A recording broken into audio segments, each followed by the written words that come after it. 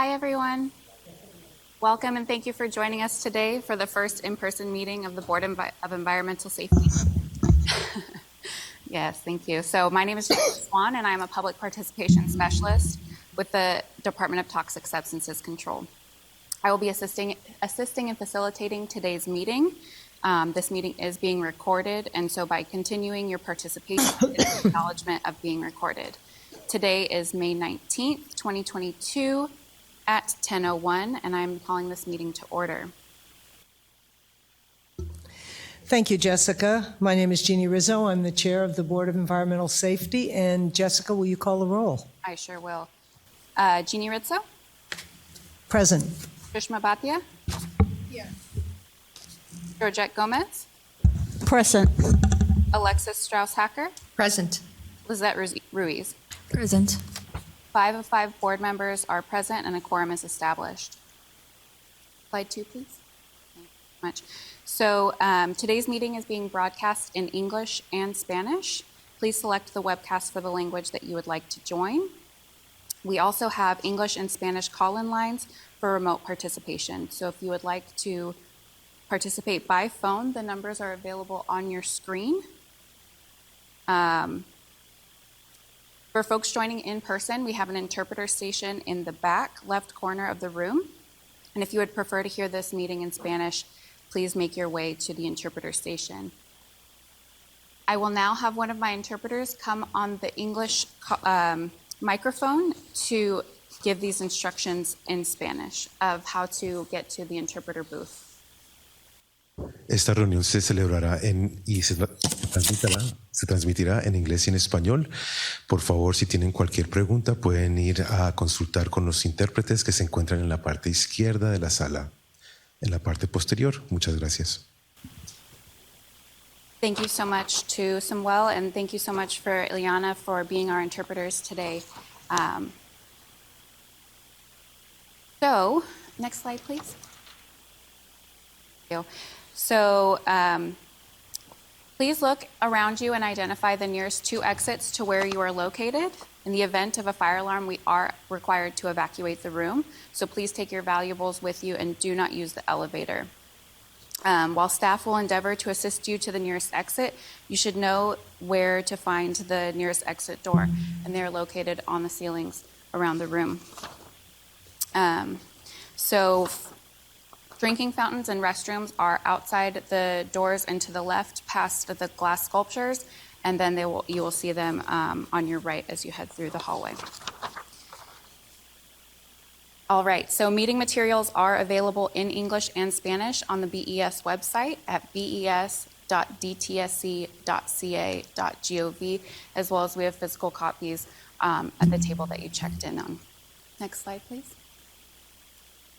For folks joining us in person, if you would like to make a comment during any agenda item, please complete a comment card and pass it back to a DTSC employee. Comment cards are located on the check-in table at where you signed in. If you have joined by phone, please press *1 to join the queue and during the agenda item that you would like to provide comment on. And please provide your name and affiliation at the prompt. You can press *2 to withdraw your comment. Also, if you would like to express your comment by email or in writing, you can email besinfo@bes.dtsc.ca.gov. Comments will be limited to 2 minutes, but could change at the discretion of the board. Those joining in person will see a timer at the podium.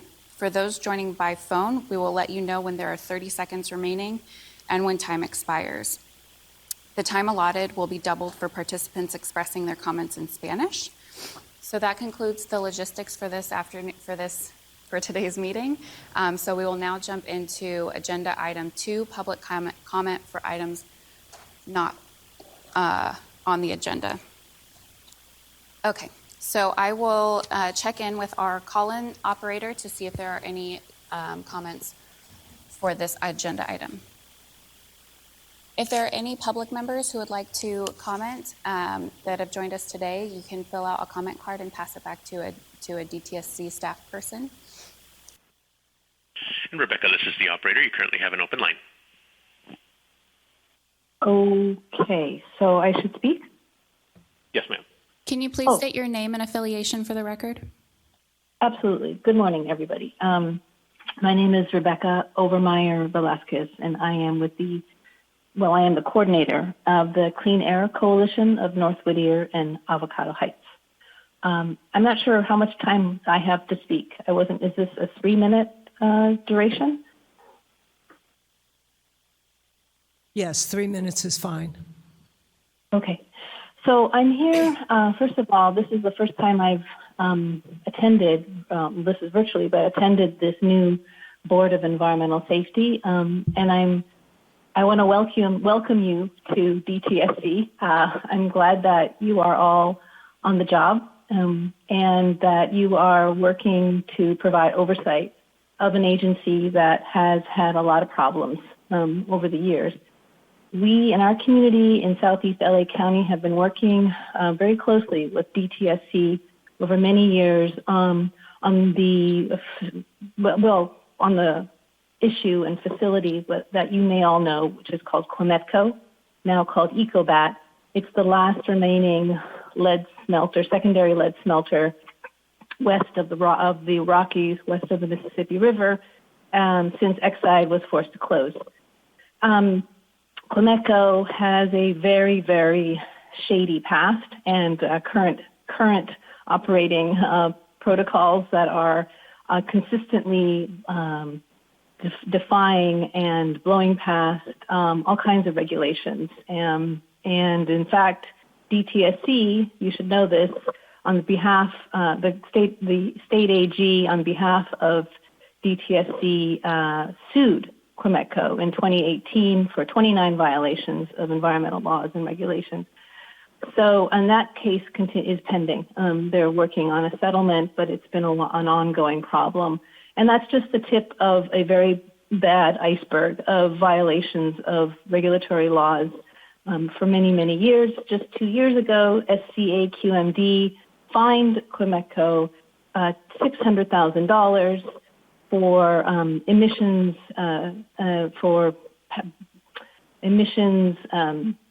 exceedances of arsenic and lead on several occasions. And this is after Cometco has put in supposedly state-of-the-art pollution control equipment. So I just want to put this on your radar as what the EPA calls a significant non-complier. Cometco is a significant non-complier. On a consistent basis, it violates RCRA law. And we are right now actually very concerned that SCAQMD is currently processing an application to increase, Cometco's application to increase its throughput by 25%. 30 seconds. And this is a facility, as I just said, is consistently violating current laws and consistently exceeding emission standards right now as its current production. We are really concerned that this may be allowed to happen, and DTSC is still actually evaluating Cometco's permit renewal, which expired. It's operating on an expired permit, by the way. Rebecca? Expired in 2015. Your time has expired. Thank you. Okay. Thank you for hearing us. We will continue to bring this issue to your attention. Thank you so much for your comment. Victor, do we have any other folks who are wishing to comment at this time? At this time, I show no other callers. Thank you so much. So we will move on to agenda item 3. Thank you so much. Good morning, and thank you for your comment, Rebecca. The more information we receive, the better we are able to do our job as the board. So good morning and welcome to the second Board of Environmental Safety meeting, and I want to thank the 200 or so of you who have joined on webcast and all of you here today. For those of you new to the role of the board, we are mandated by legislation, supported by Governor Newsom's administration, and heartily welcomed across all of Cal EPA and the Department of Toxic Substances Control. But most importantly, we are answerable to you. We fully appreciate and accept this righteous mandate to focus on communities who have been long raising their voices in concern and complaint, and we will be developing an Office of Ombuds where we will be able to even hear that even more actively. Governor Newsom's administration and the California Legislature committed to righting the historical wrongs by creating a clear and funded path for Cal EPA and DTSC to do the necessary work to achieve that goal. Our mission at the Board of Environmental Safety is one of ensuring oversight and fully engaging in partnership with DTSC and the communities who have borne the burden of toxic exposure, of listening and learning and taking actions within our remit to ensure that we right those historical wrongs. And we hope, we expect, we promise that with each passing year, we can look back and see significant progress. As importantly, we will advocate for the resources necessary for the department and the board to accomplish our mandate. To that end, please continue to provide us with your wisdom and express your concerns, whether it's at public meetings or via email or phone calls. We want to hear from you. I'm morphing Agenda Item 3 and Agenda Item 4 together, so we're talking about my opening remarks and also what the agenda will look like. While we have not yet set up a formal process, nor are we yet staffed to respond to all those comments and emails, we ask you to be patient, but today I want to address some of the ones that we've received by email and in public comments at the last meeting. There was a comment regarding our attention to public health. Many of you know that the organization I served previously was sponsor of the California biomonitoring legislation, as well as Green Chemistry Consumer Products Program. More importantly, every member of this board holds that human health is a priority. It's our mandate and it's in our core. As an aside, each of the board members was biomonitored by OWIHA for the presence of an advocacy gene. And I'm happy to report that everyone passed. We all have it, so we're all here to be advocates. We were born that way, raised that way, worked that way. So please bear in mind that we are here with that spirit. We're scheduled to meet through the end of this year in public webcast with call-in options for comments. We're open to many of the suggestions you've already made about the timing of our meetings, and we'll align them to align what's possible with the available support staff. We're also asked to consider the idea of monthly meetings, evenings and weekends, more convenient times, and those options are on the table for us. All options are being considered as we work through our process and our budget. We heard from community meetings members rightfully concerned with sea level rise. We will address that later in the agenda when we discuss board member priority areas and assignments. We were asked to report out on the 22 sites that have been designated priorities within the Cleanup in Vulnerable Communities program. Those will be posted on the DTSC CVCI website and linked to ours within the week or two. So please keep your eye open for that. You will be able to see that list of 22 sites. They include the facility, the location, the EnviroScreen score, a summary of the site, is it a dry cleaner, metal plating, information that will be useful to you.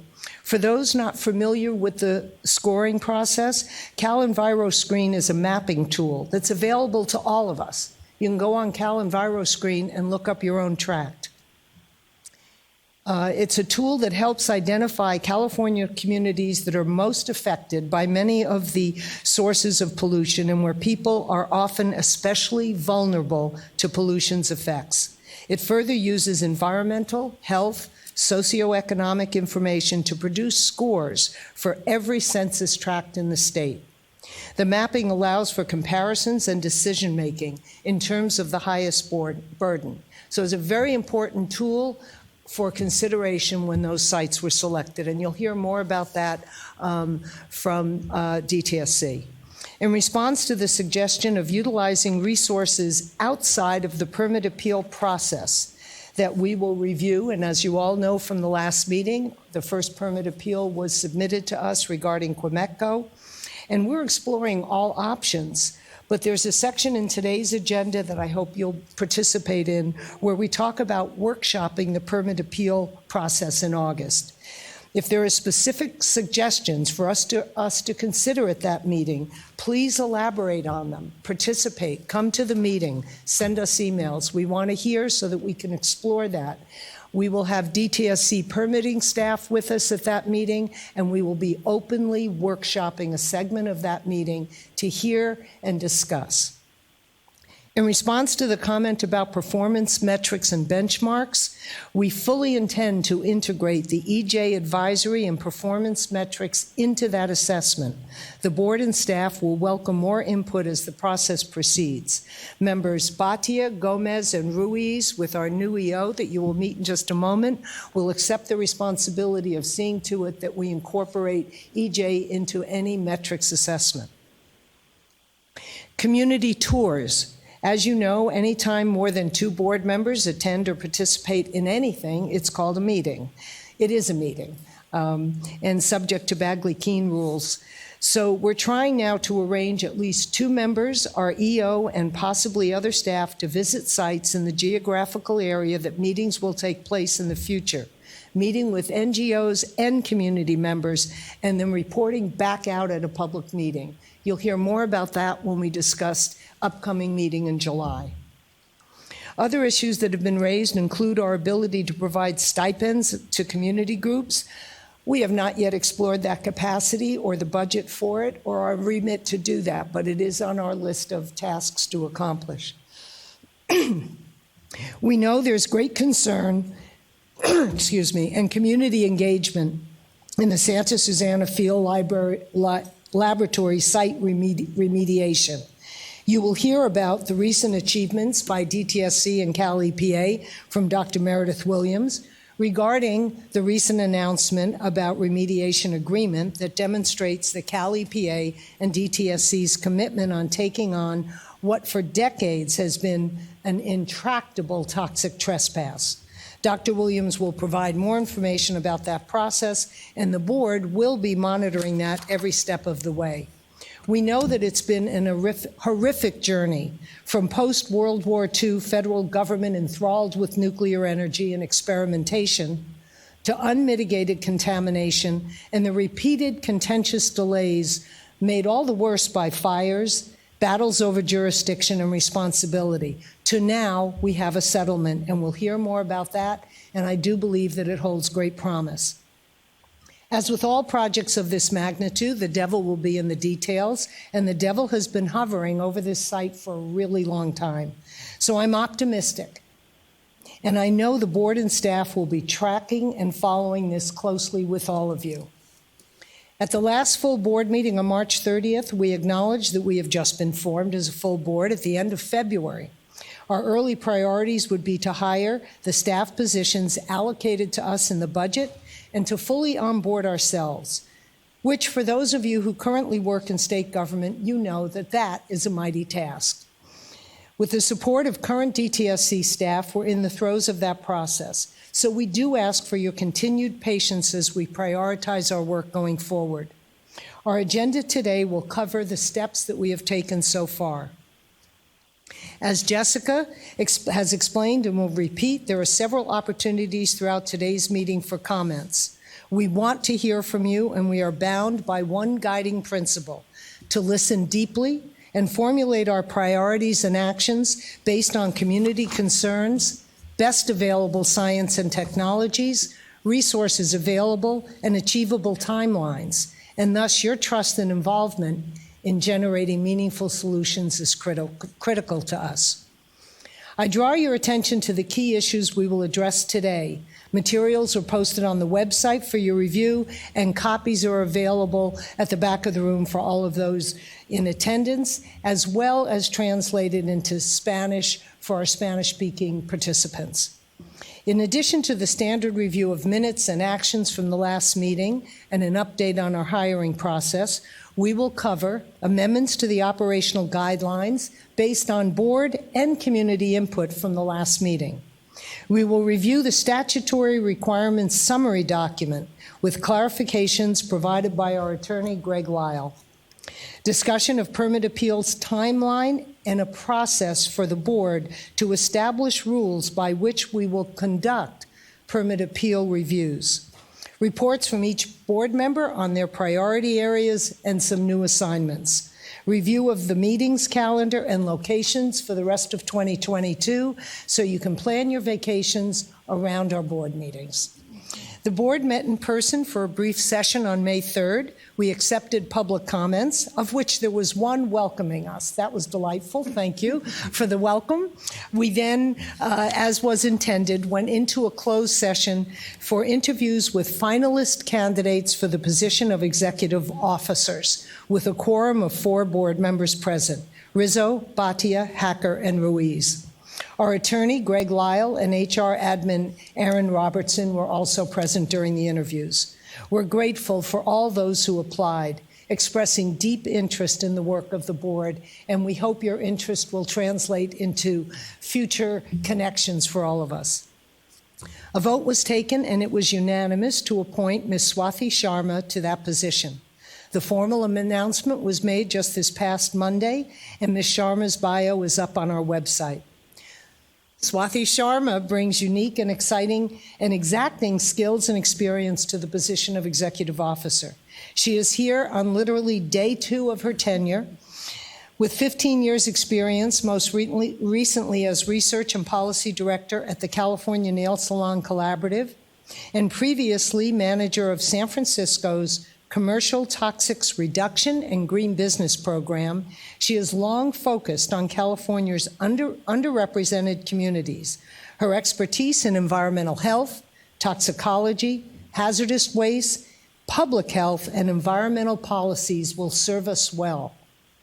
Our executive officer will both take leadership in key areas and be a source of support and guidance to me and the whole board, as well as overseeing the next wave of hires, leading our strategic planning process, and working to ensure that our mandates, timelines are responsive to community concerns. I now have the distinct pleasure of introducing Swathi Sharma. Thank you, Madam Chair. Thank you. I am honored to be the executive chair of this extraordinary board. Madam Chair Rizzo has outlined what I have done over the past several years, and I wanted to take a few minutes to tell you why. I truly believe, regardless of what you look like, what language you speak, what age you are, every Californian deserves clean air to breathe, clean water to drink, and clean land to stand on. I've worked with communities and industries where workers have been unknowingly exposed to harmful chemicals, and I have personally seen the profound impact that this has had for generations, and it does not have to be this way. I will work to prioritize and protect our most vulnerable communities. I am committed to the goals that have set forth of transparency and accountability, and I look forward to working with this board, with the community, with Dtsc to ensure that all Californians have a safe and healthy community. As Madam Chair Rizzo expressed, we are working on the Ombudsperson, which is a priority for me, as well as to build out the staff. That being said, we want to hear from you. I would like to also echo the question that Secretary Blumenfeld had stated at the inaugural meeting of how are we improving the lives of every Californian? And this is a guiding principle as I listen to all of you and with every decision that I make that I will use. As I was walking the halls of this Cal EPA building, there is a Native American proverb that is hanging on the banner, which was so powerful to me as I read it. It said, "We do not inherit the land from our ancestors, we borrow it from our children." And I will work hard to ensure that we create a healthier, cleaner California, not only for our current community, but also for future generations. Thank you. Thank you, Swathi. I think for those of you here, I'm seeing the smiles. For those of you 200 looking in, I hope you're all smiling. We are really blessed and fortunate to have Swathi with us, and welcome again. And now it's again my distinct honor to welcome the Director of DTSC, Dr. Meredith Williams. Thank you, Chair Rizzo. Welcome to those in attendance here and online, and welcome all of you to your first in-person board meeting. I myself am very excited. I know I can speak very clearly on behalf of the Secretary, who is also just thrilled. This is the board that was envisioned when we undertook reform efforts last year. This is the board that was assembled with, powerful, experienced, passionate women to meet the objectives around transparency and accountability, and to bring a breadth of expertise to bear, to support the work of the department, to support the needs of communities around the state, and to push forward for environmental protection. And so, as I look, it's a nice view. Let me just say, it's a nice view down the row, just to know the breadth of skills, the tremendous experience you're bringing to this work. We need it. Reform didn't happen on the basis of one person. It happened with everybody. It took everybody to get that through. It took everybody to get a commitment to put a board in place. And now it's going to take everybody to make this board successful. And we at DTSC are part of the everybody, and we look forward to working with all of you. And of course, we have seen already your energy, your enthusiasm, your frankly just chomping at the bit to get down to work and to make things happen. And we want to make sure you have what you need in order to do that, because the work is urgent. I think you're already, Chair Rizzo talked about some of the comments you're getting from communities, some of the needs they have that they want to have addressed, and your role in helping to make that happen. And obviously you've been very hard at work because you have chosen an executive officer. Swati, welcome to the family. I look forward to partnering with you. I look forward to partnering with the entire board. I want to just take a few minutes. You have a full agenda, so I'm not going to talk too long, but there's a lot going on in the department, and I do want to highlight a few things. First of all, we have our own comings and goings. Grant Cope, who served as the deputy director for our site mitigation and remediation program, our cleanup program for more than 3 years, has been snatched up by US EPA, and he is a senior advisor now to the administrator, and we are thrilled for him, and it is our loss. And so the governor's office is working hard to find a replacement for that position, and a replacement that's congruent with the objectives of the reform, with the direction that we have been working with. We are on a path in this department. We are on a course, and I'm going to call her out. My chief deputy and I have worked hard to really set that course, and with every step I feel that course getting truer and truer, and we need a partner in the new deputy director who will continue to keep us on that course, and that is to engage with communities deeply and in new ways, and to use the best available science at all times, and to use our legal authority as a regulator, and to fully embrace that role in all we do. And if that means we enforce in ways that we haven't enforced in the past, we will do that, because that's what's needed. In addition to Grant's departure, I would be remiss if I didn't tell you that we have a new deputy for our Office of Environmental Equity. And in case you're not familiar, our Office of Environmental Equity is it consists of our environmental justice program, our tribal affairs work, and our public participation staff with whom you've worked so closely. And her name is Ivana Casares. Ivana, you want to say hello? Ivana comes to us from the city of Oakland, where she was the director of public engagement for the city. And she has been here barely a month and has had a tremendous impact already. Her approach to engagement is deep and strong and creative and up-to-date, modern and strategic and tactical. And I hope you get the idea. She has again, she has already impacted us in the course of a month. And I know you will start to see the outcomes of that impact as the months unfold. As with all we do, I use our strategic plan as our guiding light. And so I do want to report out on our strategic plan, and we are about halfway through the strategic plan. It runs through 2024, and we have the 5 goals. I know that all of you are familiar with the goals, so I'm not going to run through them again. But I will mention 2, which is strong partnerships and environmental justice. And it's a halfway point. And so it's important that we take a moment to assess where we are with that strategic plan. How much have we been able to accomplish? And what do we need to do to make sure that the work of the strategic plan actually gets us to our goals and our objectives?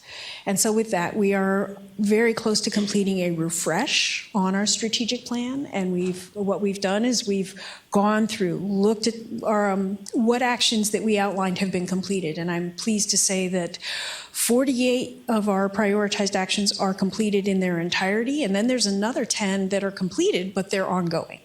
In other words, it's a new way of working in a particular area. And so then the question becomes, have we moved the needle? So,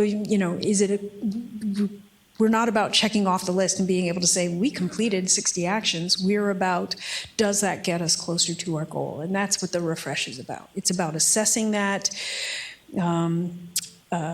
making adjustments where needed. We have found opportunities, for instance, to consolidate some of the work within the plan, because there are synergies across the goals, synergies across the prioritized actions, and so bringing increased focus and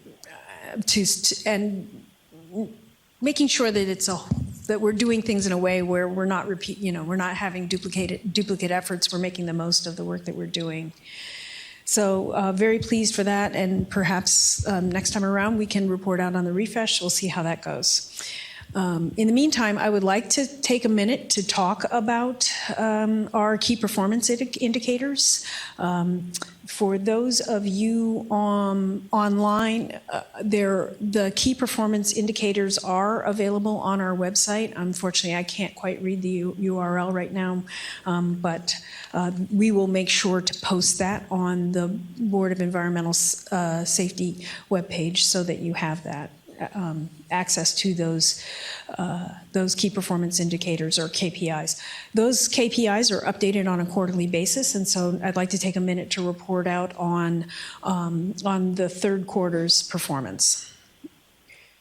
We have a number of indicators that are related to our permitting program. As you know, we've put on I'm looking at you, Rizgar. Just a number of enhancements to our permitting program to make it stronger, more robust permits, more protective permits, more timely permits. And some of that got reinforced with the reform. Some of the timelines changed for how we will do our permit processes.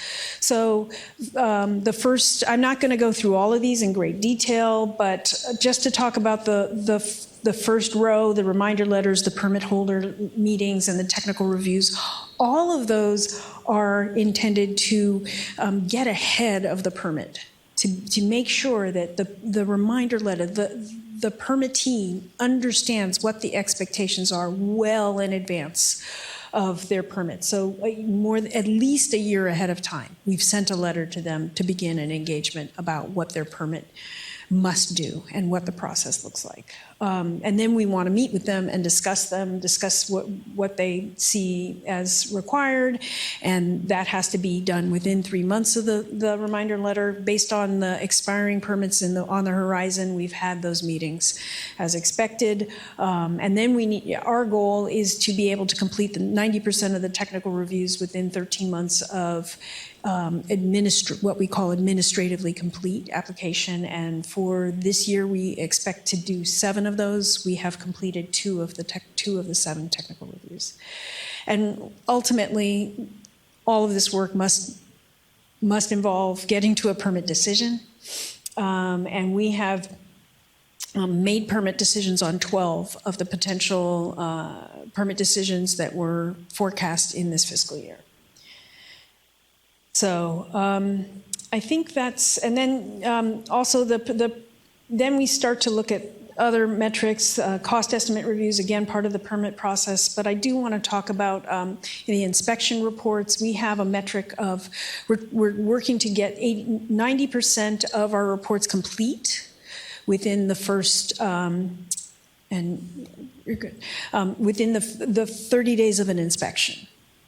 And it's critical to do that because you have to have an inspection that captures things in real time, that supports getting a permittee back in compliance for any violations that we do identify. It supports us being able to issue a summary of violations, and in the case that we need enforcement, if you've done all that work in a timely fashion, we can move to the enforcement phase much more quickly. So we do have that 90% target. We're at 85% right now. So those are some of our permitting and enforcement metrics. I move on to some of our cleanup metrics, and really the first one that you'll see is about getting, once a remedy has been identified and a plan is in place for how the cleanup should proceed, this metric is about how long does it take to get that remedy in place. And we have a target of 60% of the remedy construction being done, complete within 3 years of the final remedy approval. And right now we're at 40 for this fiscal year. I'm sorry, we're at 40. I'm sorry, I'm looking at the wrong year. We have a goal of 80%, and we're at 40%, 47% right now. Acres cleared for reuse is 548 acres, and I'm going to come back to that in a minute. And then we start to move into just some of our funding issues. And so we receive a lot of federal funds. We want to make sure that we're spending that money and spending it wisely, and we are, the indicator shows that we are. We want to make sure that we're granting at least $1 million to fund cleanup of properties by the end of the fiscal year. And we have eclipsed our target of $1 million. We're at $1.98 million. The last two that I'll mention are our lab, our environmental chemistry lab supports every program that we have. And this number of 732 analytical tests really doesn't tell the whole story. They do a tremendous amount of work for us. And lastly, I'll mention the Safer Consumer Products has listed initiated priority products rulemaking on 3 priority products this year, and with more to come. So that's where we are. So I want to take a minute just to talk about what we've learned. Francesca and I were lucky enough to attend a meeting that the Secretary and the Undersecretary hosted with Martin O'Malley, who's the former governor of the state of Maryland. And he talked to us about the journey that Maryland had in developing metrics. They developed metrics. They were the wrong metrics. They learned from them. They changed the metrics. The metrics became more meaningful. They became more tied to outcomes as opposed to outputs. And that is what we are working very, very hard to do. And in some areas, that's very hard. In Safer Consumer Products, we are never going to measure the success by how many products we have named. We want to name more products, but that's only part of the story. Similarly, Acres Cleaned doesn't tell the whole story. What community was that in? Was that in a community that desperately needed to clean up a place that had the potential to expose them, and they were already under a number of other pollution burdens? That it doesn't tell the whole story. And so what you will see in the coming months will be an evolution of these metrics, an improvement of these metrics, and And I'll continue to share the hits and misses of how we're doing with you and any updates to them. But I do think this is very complimentary of the work that you're doing and provides transparency and accountability. You can ask us, why did you miss that metric? You can say, what are you doing about this? You're falling short. That's my expectation of you. That's my ask of you. And I don't think it's that much of an ask. I'm sure that you will do so. So I just wanted to spend a few minutes on our strategic plan. I just want to touch on two other things before I wrap up. First of all, our Cleanup in Vulnerable Communities initiative was our one-time funding of $500 million. And it has been a tremendous effort to stand that program up. It has a number of components. I'm not going to talk about them all today, but we're pleased with the progress. We received grants for a number of communities across the state who want to use funds to advance cleanups in their communities. And we are currently evaluating those grants and will be making awards in the coming months. As you mentioned, we published, and that's why I was kind of excited, the list of orphan sites that have been prioritized under CVCI is available on our website now, and we will make sure that that link is on your board site. And as we move forward, we'll talk about the discovery and enforcement efforts, we'll talk about the technical advisory groups, we'll talk about all the elements of CVCI, but I did want to touch on a couple of things there. And you mentioned our Boeing action that we took last week. So last week we came to an agreement with Boeing. We had been in mediation for 15 months. This was the result of disputes over Boeing's obligations to clean up soil and groundwater at the site. Just as a point of reference, for many years Boeing had asserted that they should only have to clean up to a recreator standard, which is to say, clean up enough so that somebody could walk their dog or hike there a few days a week, a long hike, granted, but, not somebody living there day in and day out. Through the mediation, we were able to come to agreement to Boeing that they will not litigate if we set a cleanup standard that would be residential with a garden. So that means somebody could live on the property 24/7, could grow produce in their backyard and could consume that produce and feel confident that the food is safe. So that was a fundamental objective for us for the mediation to take, as you said, this is a site that has had tremendous delays in the cleanup. It has stalled, it has been weighed down by litigation. And to have that litigation off the table can allow us, as we finish the environmental impact report this year, to get to decision documents and have the confidence that the cleanup will proceed. And it will proceed based on the best available science. It's a very protective standard. We're proud. We're just very, very proud of this agreement.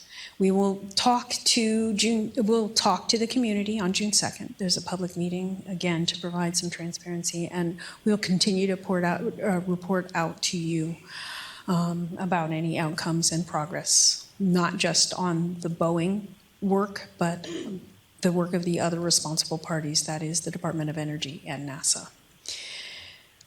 So I could go on, but you have plenty of work to do, and I want to let you get to it. So thank you for the opportunity to speak to you today, and I look forward to future conversations.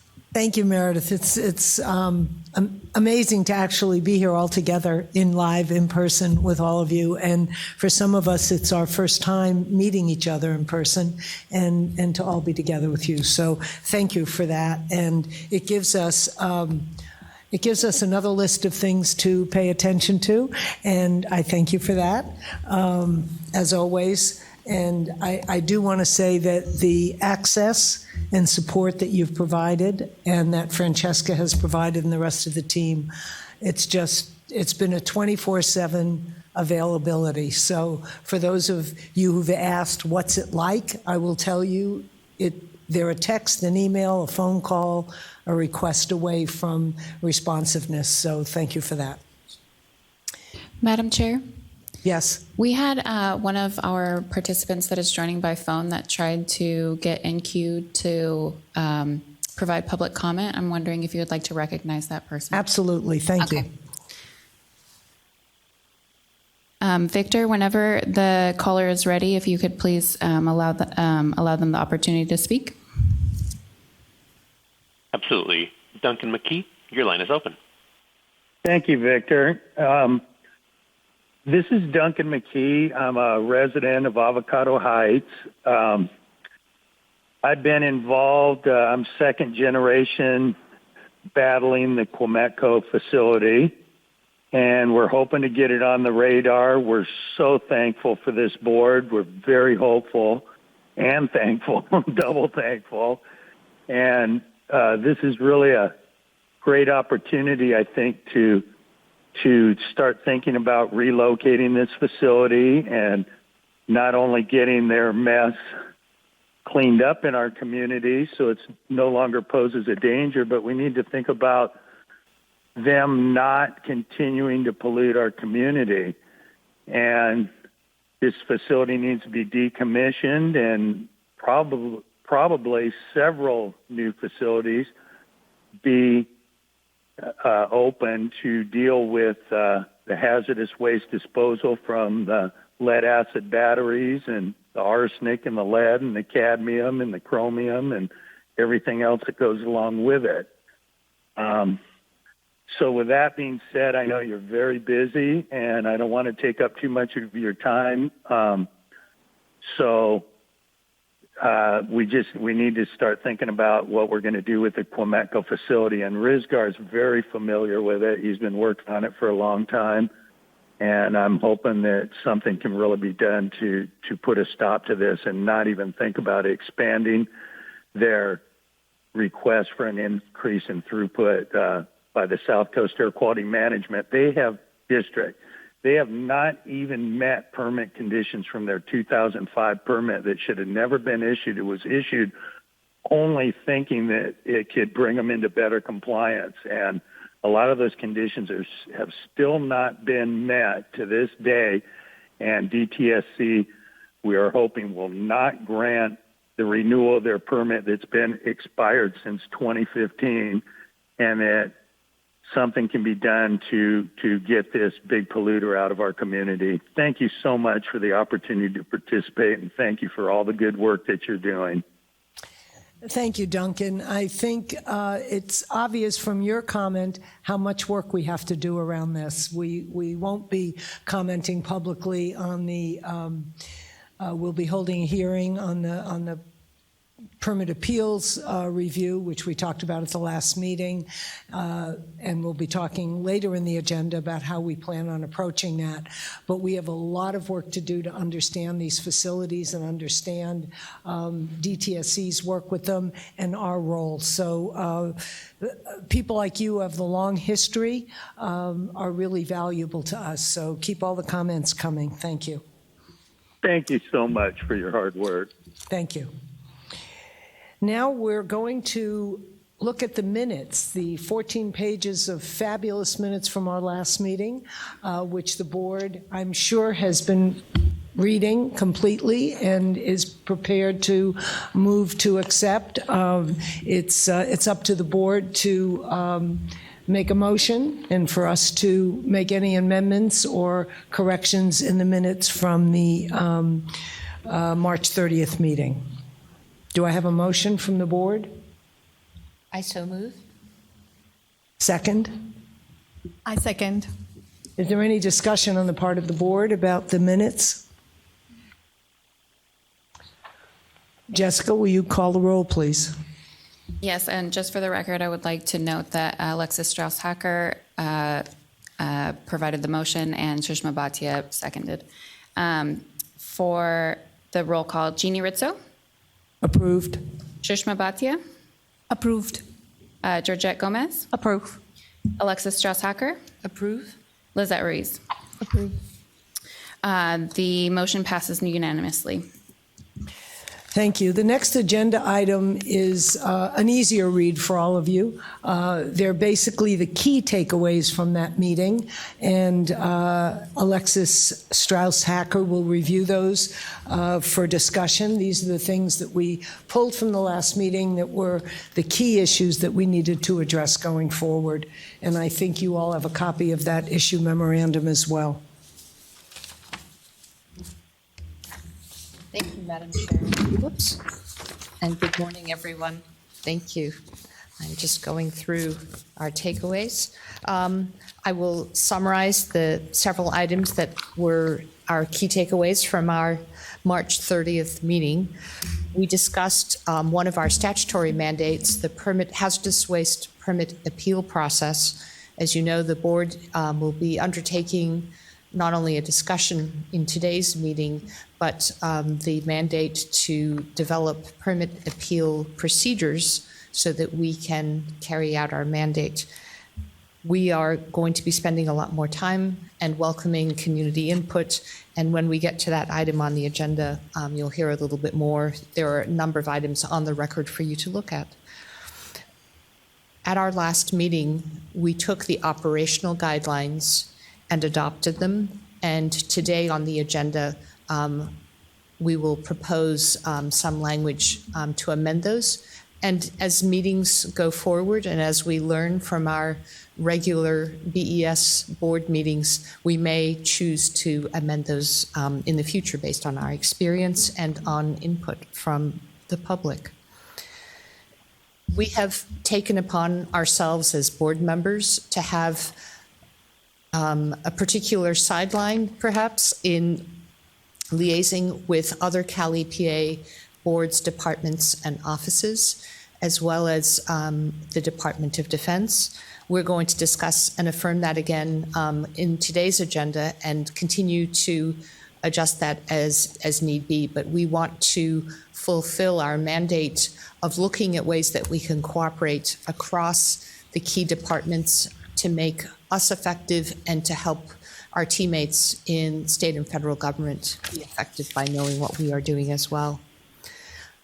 Next, our chair had articulated our board priorities for the next 4 to 6 months, and we have made great strides down that list in hiring our executive officer, whom you've met today, and then we will be turning through her to her hiring of the other members of her staff. We have many other things we want to do in our first few months, including youth outreach, hearing community concerns directly, being able to engage effectively with those who are interested in our work and want us to understand circumstances on the ground in their communities, and then the larger goals that Dr. Williams had articulated with regard to our strategic direction, updating fee structure, and other things like that that will follow. We chose at the suggestion of a board member to align how we go about discussing a particular item, which is to hear the public input on an item before we have board discussion. So that way the board can take into account any comments received before we have our board discussion, and then as relevant, a motion. And then lastly, we talked about things that we wanted to put on our agenda today, which you can see. And with that, Madam Chair, there may be discussion among board members. Is there any discussion about the takeaway actions from the last meeting? Okay, next is we presented operational guidelines and we made some amendments to them last time. We also heard some community input about our operational guidelines, bearing in mind that they are derived in part from our statutory requirements, but expanded to reflect the values and the model that we want to work, the way we want to work. So those operational guidelines were adopted with a couple of amendments, and we have added a few more to that, which Alexis will now go through, that hold us to it. Our operational guidelines are something that we should all have imprinted in the back of our mind as to how we're going to work, why we're going to work, how we're going to approach this. And And all, of course, the overriding principle is listening and civil discourse. So that's our intent going forward, and we're going to operate that way. So, Alexis, do you want to add the changes? I would like to. If I could call your attention to our document, the recommended operational guidelines. I had just mentioned that we might, from time to time, choose to amend the language. At our March 30th meeting, we had received public comment with a few suggestions, and we have taken that into account. Accordingly, when you may look on what for me is page 3, but item 7, the board member code of conduct, we want to recognize, for example, other than consistently referring to our board as the California Board of Environmental Safety, which is one just text amendment, that under item M, in response to a public member's recommendation, that we be clear about our responsibilities, our financial responsibilities, among other things, the financial obligation per se, enumerated in the statutory requirements. You can see under item M that we have added language, just one sentence that says, the state of California financial responsibility and conflict of interest requirements apply to all board members. The next change is an important change, and it comes as a new item 11, which is with regard to permit appeals, the ex parte communications. You will find, I think, with any state agency doing this kind of work, that there are requirements on how we communicate and are communicated with in carrying out our business. And therefore, the language you may see that is up, if we scroll ahead to that, new item 11, you will see that we are proposing to add a couple of paragraphs about the prohibition on various kinds of communication with board members about specific issues pending in the permit appeal. And I would be happy to get into that further as you may wish. But it was an important addition. We have just one other minor text. Alexis, would you read those out, please? I would be that glad was to. Significant, and I think it's important that they be heard for Here we those go. who may not be following along as readily. We're adding a new item 11, and the item is entitled Permit Appeals, Ex Parte Communications. The first paragraph reads, the board shall conduct permit appeals in accordance with a process to be developed by the board, as may be specified in more detail in that process. While any permit appeal is pending before the board, there shall be no communication, direct or indirect. And then two pieces, A and B. A reads, to any board member from any party representative, or interested third party about the specific issues pending in the permit appeal without notice and opportunity for all parties in connection with the permit appeal to participate in the communication. And then B, to any party representative, or interested third party from any board member about the specific issues pending in the permit appeal without notice and opportunity for all parties in connection with the permit appeal to participate in the communication. And we wrap up this new section 11 with one big sentence. This prohibition applies to all communications with board members about the specific issues pending in the permit appeal, including but not limited to communications at board meetings, unless such communications occur during a noticed hearing on the permit appeal. By adding that proposed new item 11, as you see on the screen and may be able to see as well, we therefore bump the remaining parts of our operational guidelines to be properly enumerated and followed. So the next one, general delegations, becomes item 12. Executive officer reports becomes 13. Evaluating the executive officer becomes 14, and so on. Those are the main changes before you. And Thank you. And I want to acknowledge our attorney on loan from Dtsc, Greg Lyle, who worked with us on that language. So thank you, Greg. it sounds very lawyerly, so I felt like it was important to acknowledge written by a lawyer. Is there any discussion or comments from any participants, the public, on the operational guideline amendments? Would be interested in hearing your thoughts on that. Madam Chair, if I may, in addition to that very serious and substantive item, I had a somewhat frivolous editing suggestion, and I wanted to test out board members on this particular matter. In general, there's a tendency, I suppose, if you look at the pre-existing and remaining item 10, communication with stakeholders. I feel like the term stakeholders has run its course, and now in the new century, we could just switch out wherever the term stakeholders appears and just talk about communication with the public or with individuals or groups.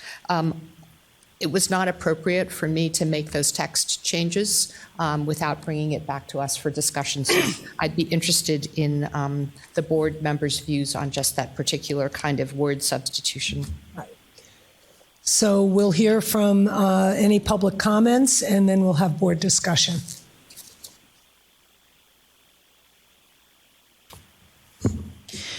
So we have not received any public comment cards from anyone in person, but if you are in person joining us right now and would like to make a comment on this item, please raise your hand and we'll get you a microphone. And then for our call-in lines right now, we do not have any hands raised on our call-in lines. So y'all like it, right? I mean, that's what I'm hearing. Okay, let's hear how the rest of the board feels about it, about the changes. First, I guess I need a motion to adopt the changes, and that's what you're recommending, correct? Yes, can I do that? Yes, please do. Madam Chair, I move that we adopt the new Section 11 ex parte communications language, and that we replace the term, that we delete the term stakeholder in item 10 and replace it with the public. Okay, so do I have a second for that motion? Georgette? Gomez, second. Yeah. Any discussion? Concerns? Okay, Jessica, will you call the roll, please? Thank you. Jeannie Rizzo, Yes? Shushma Bhatia, Yes. Georgette Gomez, Yes. Alexis Strauss-Hacker, Yes. Lizette Ruiz. Yes. We have five ayes and no nays. The motion passes unanimously. Great, thank you, everybody. Now, the statutory requirements summary document, which you've all read back and forth. Obviously, SB 158 is a massive document. From that, we requested a legal review, which was provided by Greg Lyle and members of the Dtsc staff, and we went through it to pull out the key statutory requirements as a summary document, as a constant reminder of our mandates. That said, we know that there is more within the legislation that will be called to our attention every time we make an effort or take a step. There will be an attorney telling us how that fits in with SB 158. But I've asked Greg to walk through the key elements in the statutory requirements, some of which are reflected in the operational guidelines. Those things that relate to how we operate were pulled and included in that document. This one is really all and only what's in SB 158. So, Greg, do you want to walk us through it? The goal here is to hear if you think there's any key thing from the public that's missing from the summary document that you want to call our attention to, and for the board to affirm their understanding that this is our remit, this is our mandate. So we want to just state that really clearly by taking a vote of affirmation. Thank you. Excellent. Thank you, Madam Chair. I want to talk a little bit about the document itself, and the Chair has explained that this is a summary document, and it doesn't necessarily contain a an exact recitation of the statutory requirements. It was our attempt to provide a document that's readable and approachable and provides the board an opportunity to understand its roles and responsibilities. Having said that, one of the features of this document is that each of the sections has a citation to the actual statute that covers the particular section we're talking about. So, for example, in section number 1, role of the Board of Environmental Safety, there is a citation to HSC 25125 parens D. That stands for Health and Safety Code, section 25125 parens D. All of these citations in here go to the Health and Safety Code unless they say they don't. So, for instance, this one says HSC. If you look down at number 2, it just says 25125. That also applies to the Health and Safety Code. There are a few references to matters in the government code, but those are clearly referenced in here. So if you have a question regarding some of the content in here, I would always encourage you to go to the statute itself. And this is an easy way to find that. I'm not planning on reading through the entire list. I just kind of wanted to hit on some of the high points. So those are my high points, by the way, and if the board wants to talk about other matters, that's fine. I discovered that I've been afforded a half an hour, so we could spend some quality time together. Yeah. Let's draw your attention to section number 2. It talks about the conduct of board meetings. We've had a couple board meetings already, so this isn't a surprise to anybody. We are required as a board to convene 6 meetings per year, no fewer than 6 public meetings in the year 2022, 3 of which are outside of Sacramento. I believe the next one is going to be held in Cypress. For the purposes of conducting a meeting, the board has to conduct its meeting at public board meetings. Those meetings have to be consistent with the Bagley-Keene Act. For the purpose of conducting meetings, there needs to be a quorum, and for the purpose of this board, a quorum consists of 3 members. Now, we've already had a roll call today, and we have all 5 members, so that's always a positive thing. Business is conducted by a vote of a majority of the members present when there's a quorum present. So if there's only 3 members present, a majority would be 2. If there's 4 or 5 members present, a majority would be 3.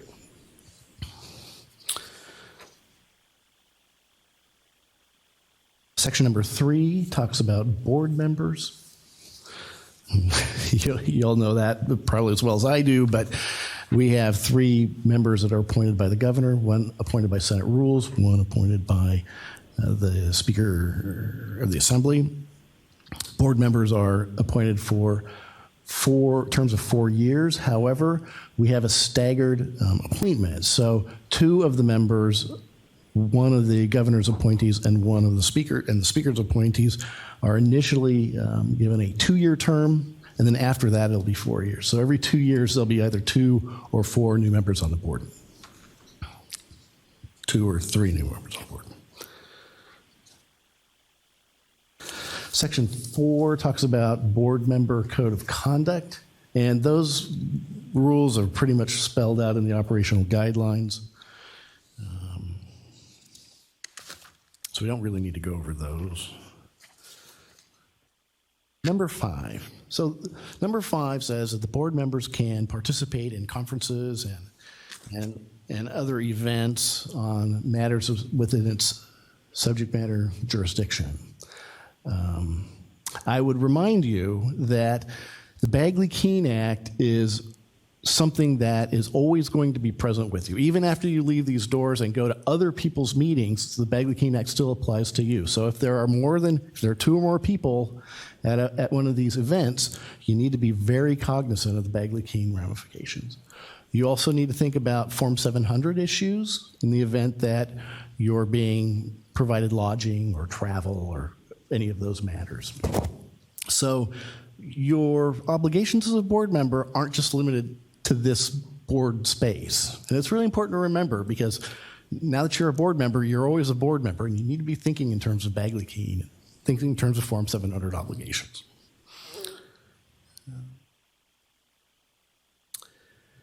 One of the more interesting aspects of your statute is the creation of the Office of the Ombudsperson.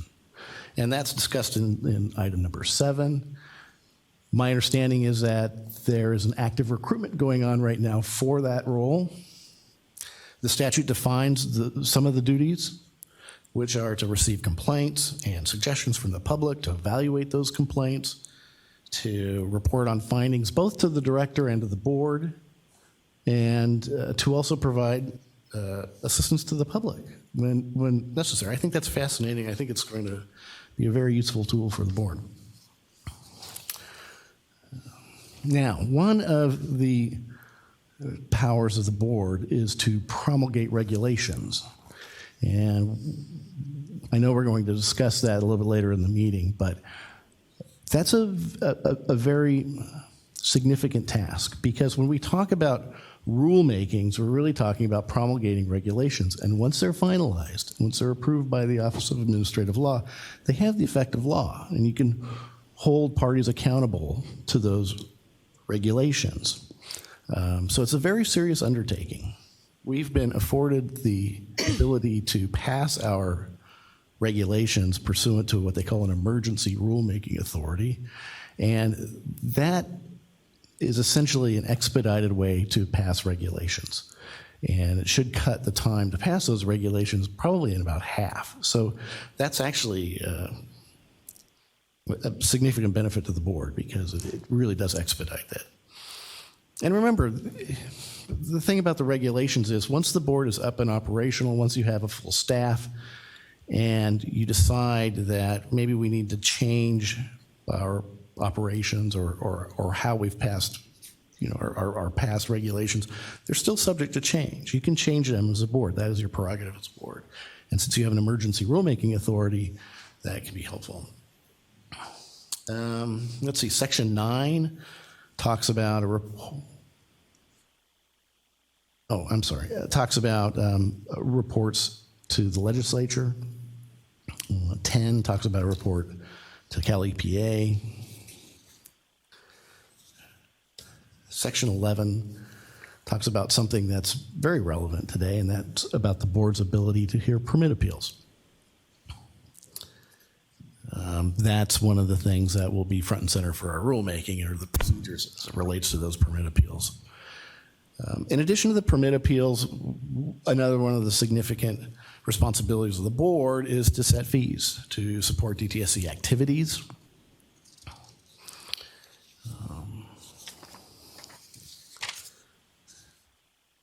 Number 13 talks about the board's analysis of DTSC programs. And that will be an interesting procedure to see how the board comes out on that. The board shall also help develop goals and metrics, priorities for DTSC. That's in section 14.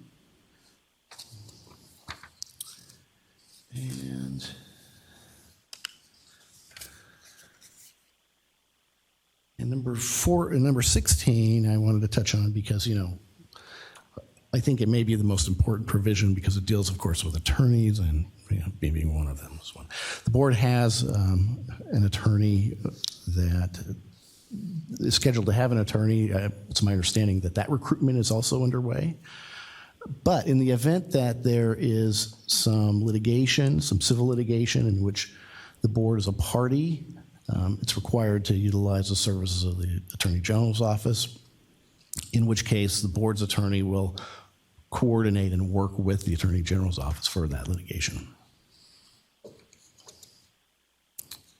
And that is kind of my quick summary. Is there any questions? Is there any, be interested in any public comment on this? If anyone has anything, those of you who've studied SB 158 forwards and backwards, is there any significant omission in our summary or any point that you want to emphasize or respond to? We have Ingrid Bromstone, if you would like to come to the mic right here. Okay. Hi, my name is Ingrid Brost. I'm Assistant Director at the Center on Race, Poverty, and the Environment. Get a little bit closer to the microphone. All right. And I was pretty involved in the language of 158. So a couple of things that I wanted to point out in terms of just things to highlight that I think are really important in terms of meeting the goals of the board. And so one thing I wanted to call out is the performance standards or the performance metrics. It's kind of hidden in there. It is in there. But this is going to be a really important tool. And one thing I wanted to point out, because it's language we actually went back and forth on quite a bit, is what is the role of the public, what is the role of the board, and what is the role of DTSC. And so where the language actually landed was not that the performance metrics were to be developed by the DTSC, which was the original language, but really DTSC is going to be a consultant in the process, but ultimately that responsibility for the adoption and the selection of these performance metrics is up to the board. That was a really important distinction for us, and it was meant to be part of a public process. So we really see this as a big accountability tool, and also as a way to really reflect the community needs that have long been neglected in really figuring out what does it mean for DTSC to be a success from the community perspective. And so having that public process is going to be very important. Something I did not see in the language, it was actually further back in the bill, I think it was part of the funding proposal, is not only was there language about a subcommittee for environmental justice, but actually an advisory body, an EJ advisory body. So that was part of the bill package. And our hope, I think, was that the board would be working really closely with this environmental justice advisory body, something like the EJAC that the Air Board has. So that was what we envisioned. And so there would be a really close communication between the board, perhaps the performance metrics, and this body led by maybe, and even in combination with that subcommittee. So that was also something we envisioned. What was really important for us in this, and really figuring out how this board should work, are what are those accountability mechanisms? Because it's not exactly independent from DTSC, but we want this to be an accountability body. And so the things that I want to call out there are, again, those performance metrics, also the reports to the legislature and the Cal EPA. So this is going to be a check and balance, so the legislature is continuing to be involved. So that is also something that we asked to be included in the bill. And then the last thing is the performance review of the director. So again, this is something we asked for to be included to try to increase that accountability tools. So just wanted to point those things out. Thank you. Thank you, Ingrid. And it was your comment last time that inspired some of the work that we did on the operational guidelines. So thank you for that. And I would be interested in if there are any other public comments or board discussion about some of the comments that Ms. Bostrom made.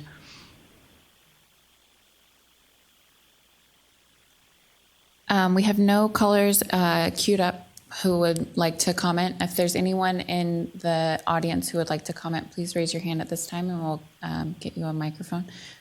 Chuck White, if you would come to the microphone and state your name and affiliation for the record.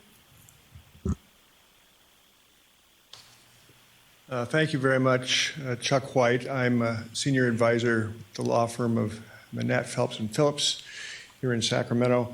I don't have any comment on what Ingrid said. I don't disagree with anything she said. The only thing I really wanted to discuss briefly is the rulemaking, section number 8 in this, which gives you authority to adopt emergency regulations.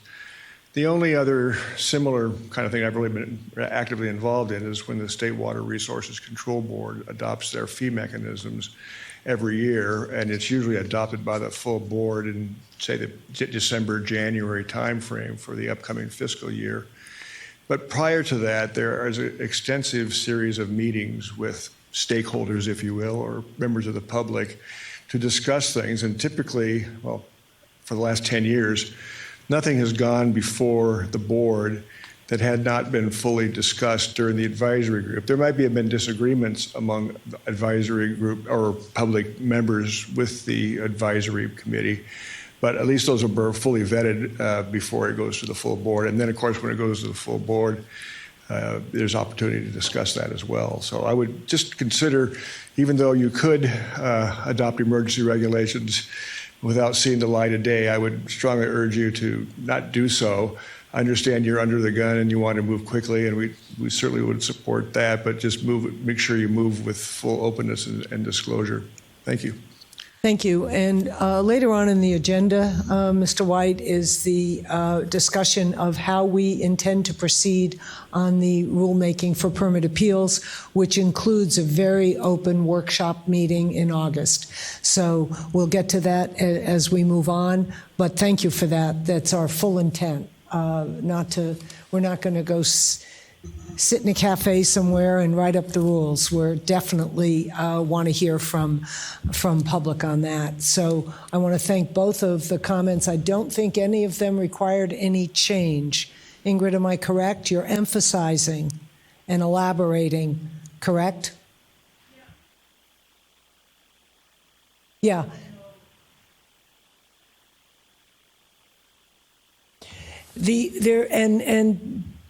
Georgette, do you want to comment on that? Because you've already started to think about that in terms of the relationship with EJ and metrics. So Sushma and Georgette are going to marry those two things together. We've already identified that, but please elaborate. Yeah, definitely have identified it. So thank you for lifting that, that important requirement. I do want to emphasize the clarity that I think Ingrid is mentioning in terms of this particular agenda item. I do not recall, and I was trying to look it up really quickly, but just for clarification, do we currently right now have reference to the advisory body? And if not, we should include it, because I think that's what's being asked. I'm sorry, maybe I ask the question again so I can try to understand and maybe get some help. For the purposes of the agenda item, in terms of the summary that we currently are taking up, are we making reference to the advisory? And if not, I think that's the intention of Ingrid, just to make reference to it.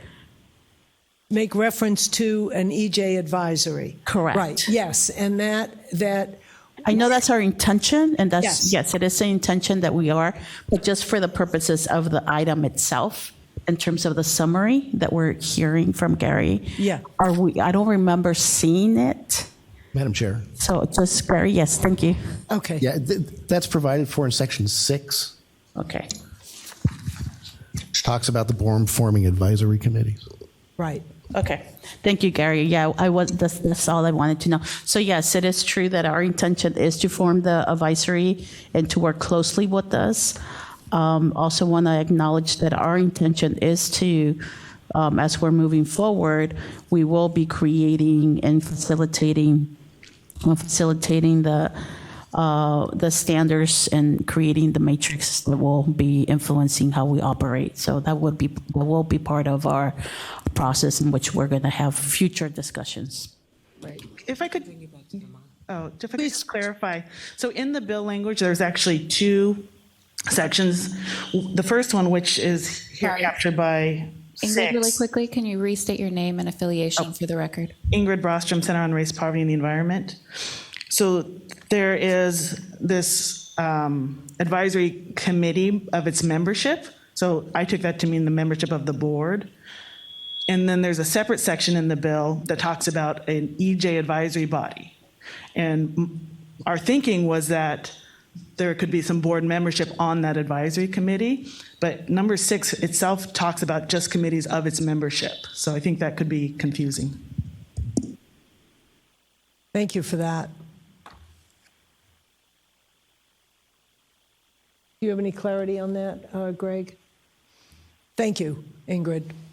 So our intent whether it's, we have statutory mandates, and then we have mission goals, values, principles that are driving us. The whole idea is to integrate that. So both Georgette and Lizette, which are our subcommittee on environmental justice, will address that. Do we have any other comments to clarify that from any of our other staff, or no? Thank you. Any other comments, Alexis? I wanted to address the accountability of the board with regard to needing to prepare the report to the legislature, needing to prepare the other documents that Ms. Bostrom had referenced, because those are certainly on our radar as we develop more of a record this year. We still, I would just say personally, it's not entirely clear to me the due date of those various matters, and in going back through the statute, it, I think, is left open.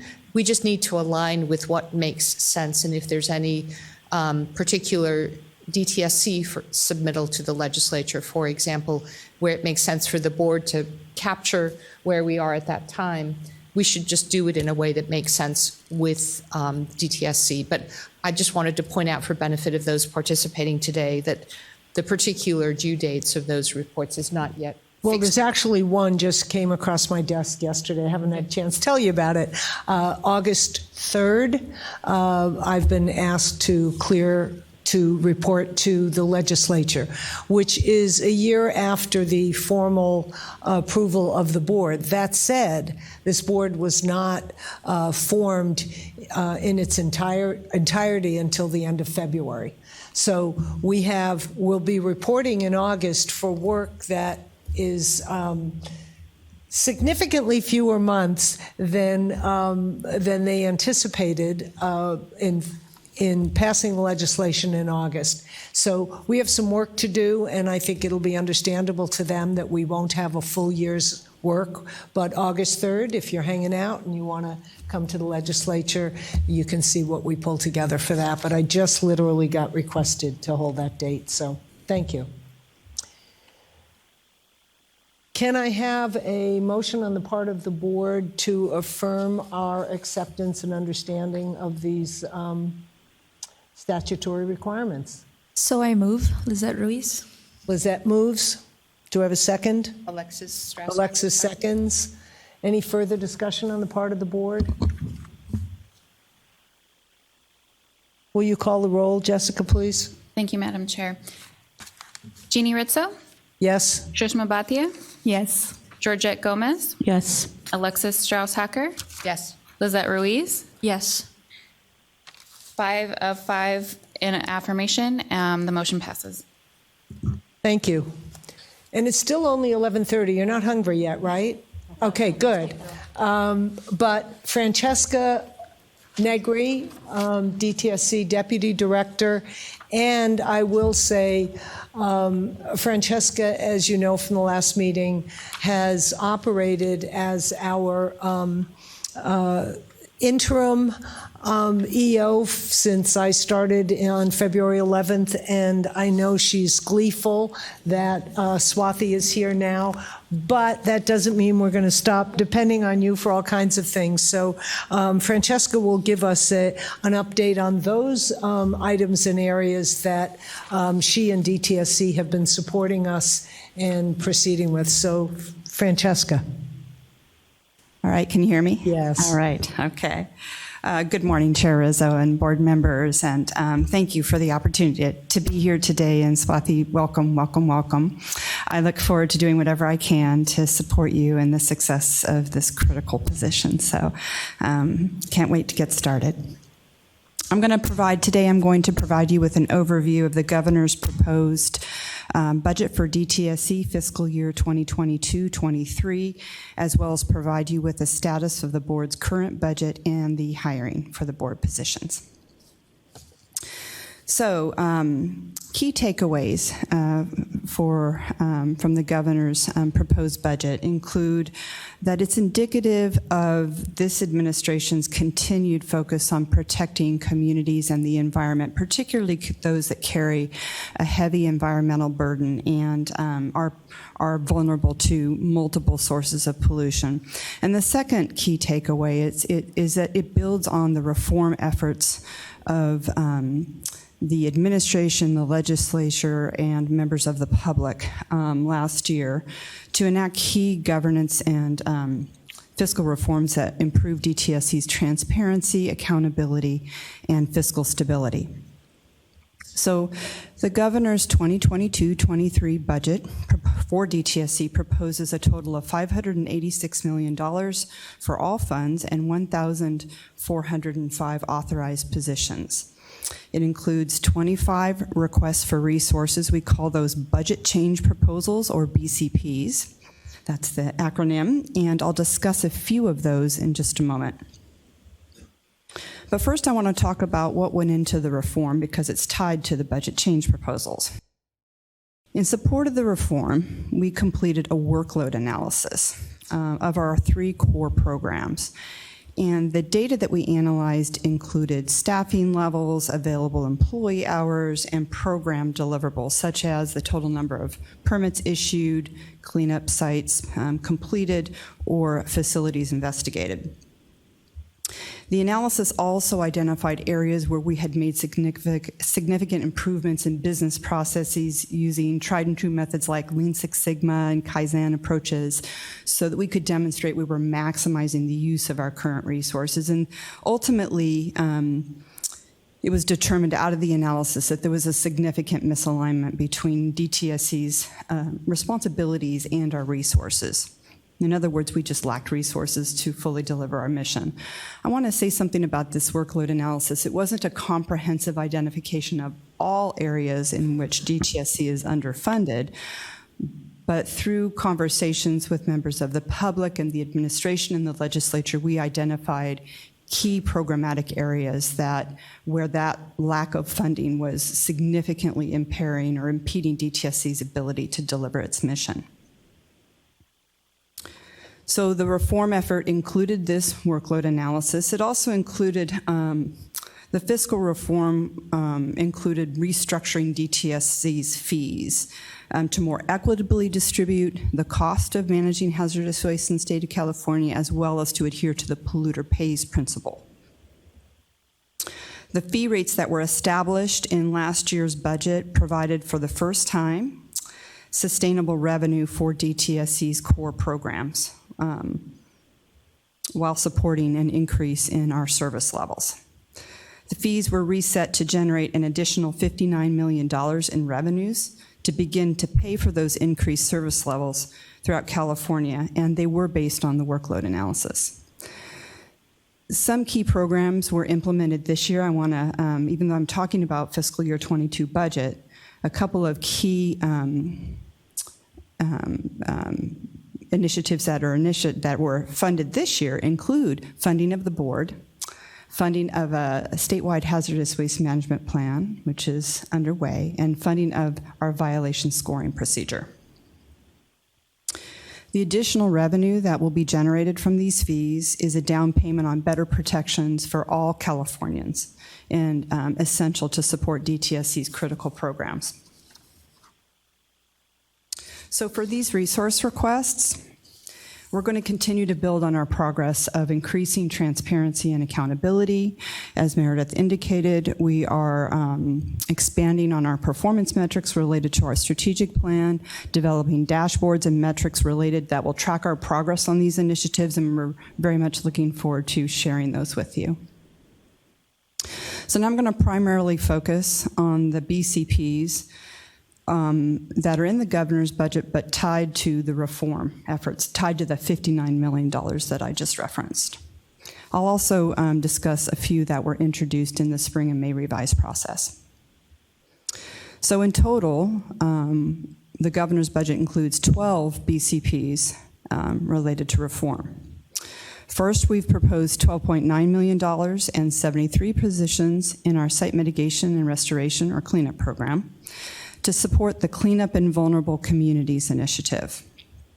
These positions are necessary to ensure that we have the resources to implement the programs that are supported by the one-time $500 million in funding, and to deliver on critical investments to cleanup of contaminated properties in vulnerable communities. It includes oversight of 21 of contracts to clean up the 21 orphan sites that we previously discussed and referenced that were identified to have a high potential to release harmful chemicals, and to administer over 1,200 equitable community revitalization grants to incentivize cleanup and investment in disadvantaged communities, and to oversee investigation, discovery, and/or cleanup of contamination caused by hundreds of dry cleaners in vulnerable communities throughout the state of California. Second, we are proposing a total of $18.5 million and 85 positions that are critical to supporting effective implementation of the Cleanup in Vulnerable Communities initiative and other reform efforts. And this includes providing additional resources for critical programs such as our legal office, which is essential to supporting all of our regulatory and cleanup efforts, including recovery of funds from responsible parties, supporting other functions like our environmental chemistry lab, which plays an integral role in enforcement activities, as well as information technology, human resources, fiscal systems, among others. All of these support programs are crucial to ensuring that we can deliver these core program services. And third, we have proposed $7.2 million and 37 positions to fully implement the Safer Consumer Products Program. When this program was implemented, it was implemented through a redirection of resources from our pollution prevention program and only partially funded. So with this proposal, this will allow us to implement all 4 phases of the regulatory process and increase the number of products that can go through the evaluative process and bring safer alternatives to California consumers. We expect to identify 5 new priority products and reach at least 7 regulatory responses annually within a couple of years. And this will dramatically increase the pace at which we're able to reduce California consumers' exposure to toxic chemicals.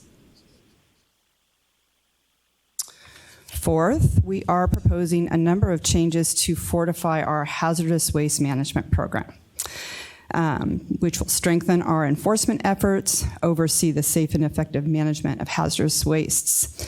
And it includes $2.3 million for criminal enforcement in vulnerable communities. We are the only department in the Cali EPA family with sworn enforcement officers to pursue criminal violations of hazardous waste control laws. It also includes $1.3 million to increase the frequency of transporter inspections and $2.9 million to support increased quality of hazardous waste generator inspections by our CUPA partners. Among other outcomes, we expect to double the number of transporter inspections, bring dozens of additional enforcement actions against transporters and generators who violate hazardous waste control laws and regulations, and roughly refer 50 additional cases annually to prosecution because of the additional enforcement resources. The ultimate goal of these resources, of course, is to reduce violations, increase compliance, and which in turn increases protection of public health and our communities and the environment. Many of these violations occur in vulnerable communities. Fifth, we are requesting resources to fortify our Office of Environmental Equity with a proposal of $1.3 million and 9 positions. The office coordinates our public engagement activities to ensure that we're working effectively with local communities, and the budget request reflects our commitment to ensuring that we improve our communication and coordination with local communities across all programs. With these resources, we expect to hold more than 30 additional public meetings each year and reach hundreds of thousands of additional community members through our various outreach efforts. So as I indicated, that's an overview of the BCPs that are tied to reform. The administration also submitted additional budget proposals for DTSC through the spring and May revised budget processes. As an example, the department is proposing $3.1 million to oversee the cleanup of the Santa Susana Field Laboratory we referenced earlier. This is a site in Ventura County that was used as a rocket engine testing and nuclear power research facility for half a century. If approved, these resources will ensure that responsible parties that operated the site fulfilled their obligations to restore the site to safe levels. Also, we are proposing about $6 million for positions to provide additional oversight of the hazardous waste management at metal recycling facilities throughout the state. Metal shredder facilities, I said metal recycling, I meant metal shredders, I apologize. Metal shredding facilities are located in communities with a pollution burden score of 70% or greater.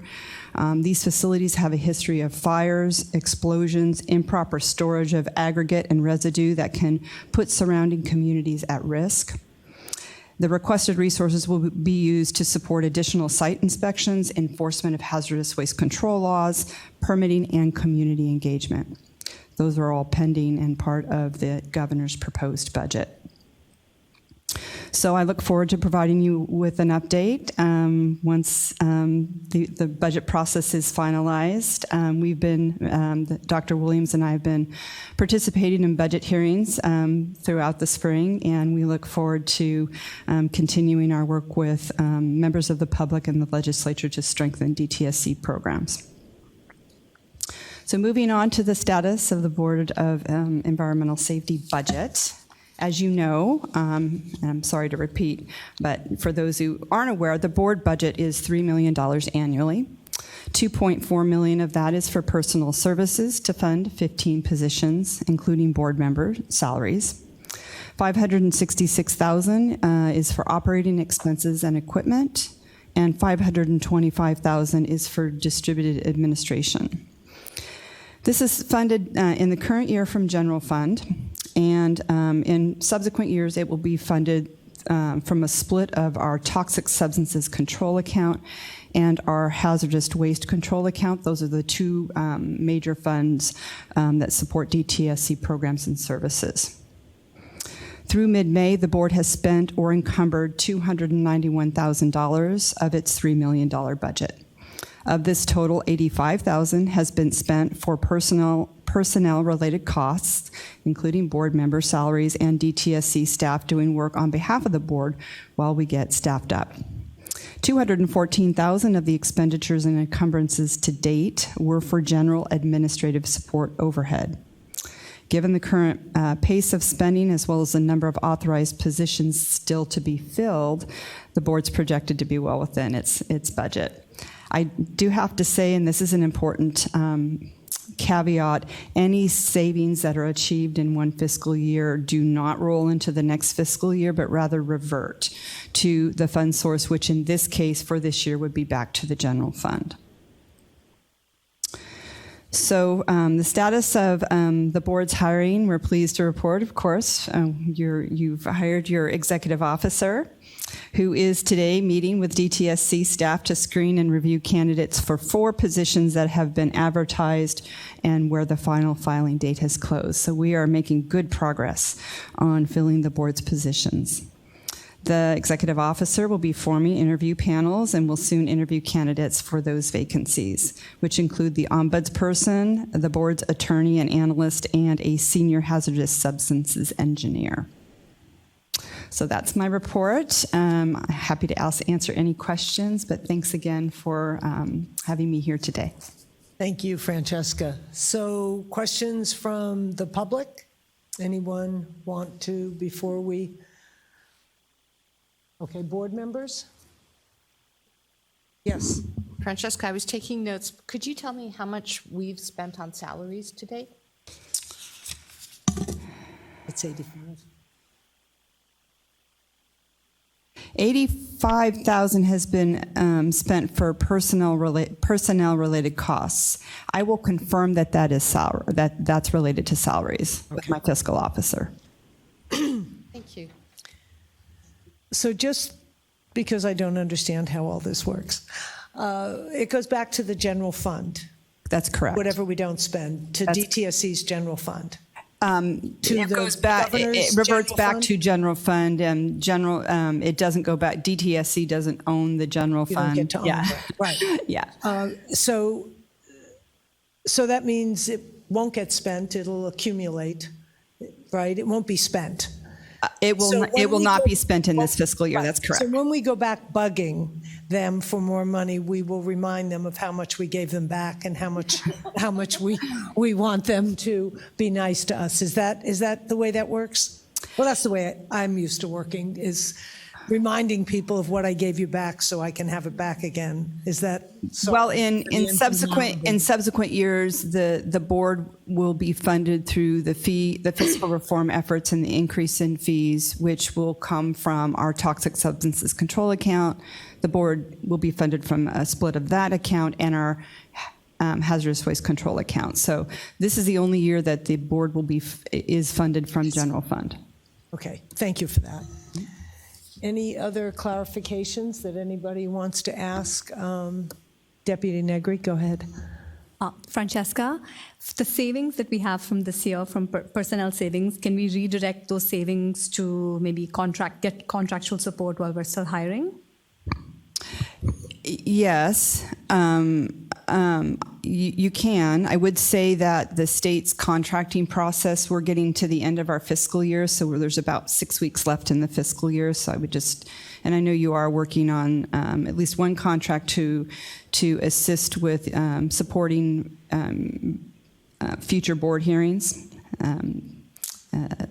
so that you have adequate support for the upcoming hearings. So I am confident that that has actually already been executed or is close to being executed, and so that's already on its way to get a new contract initiated. I would recommend that if you intend to do that, that you work with us as quickly as possible.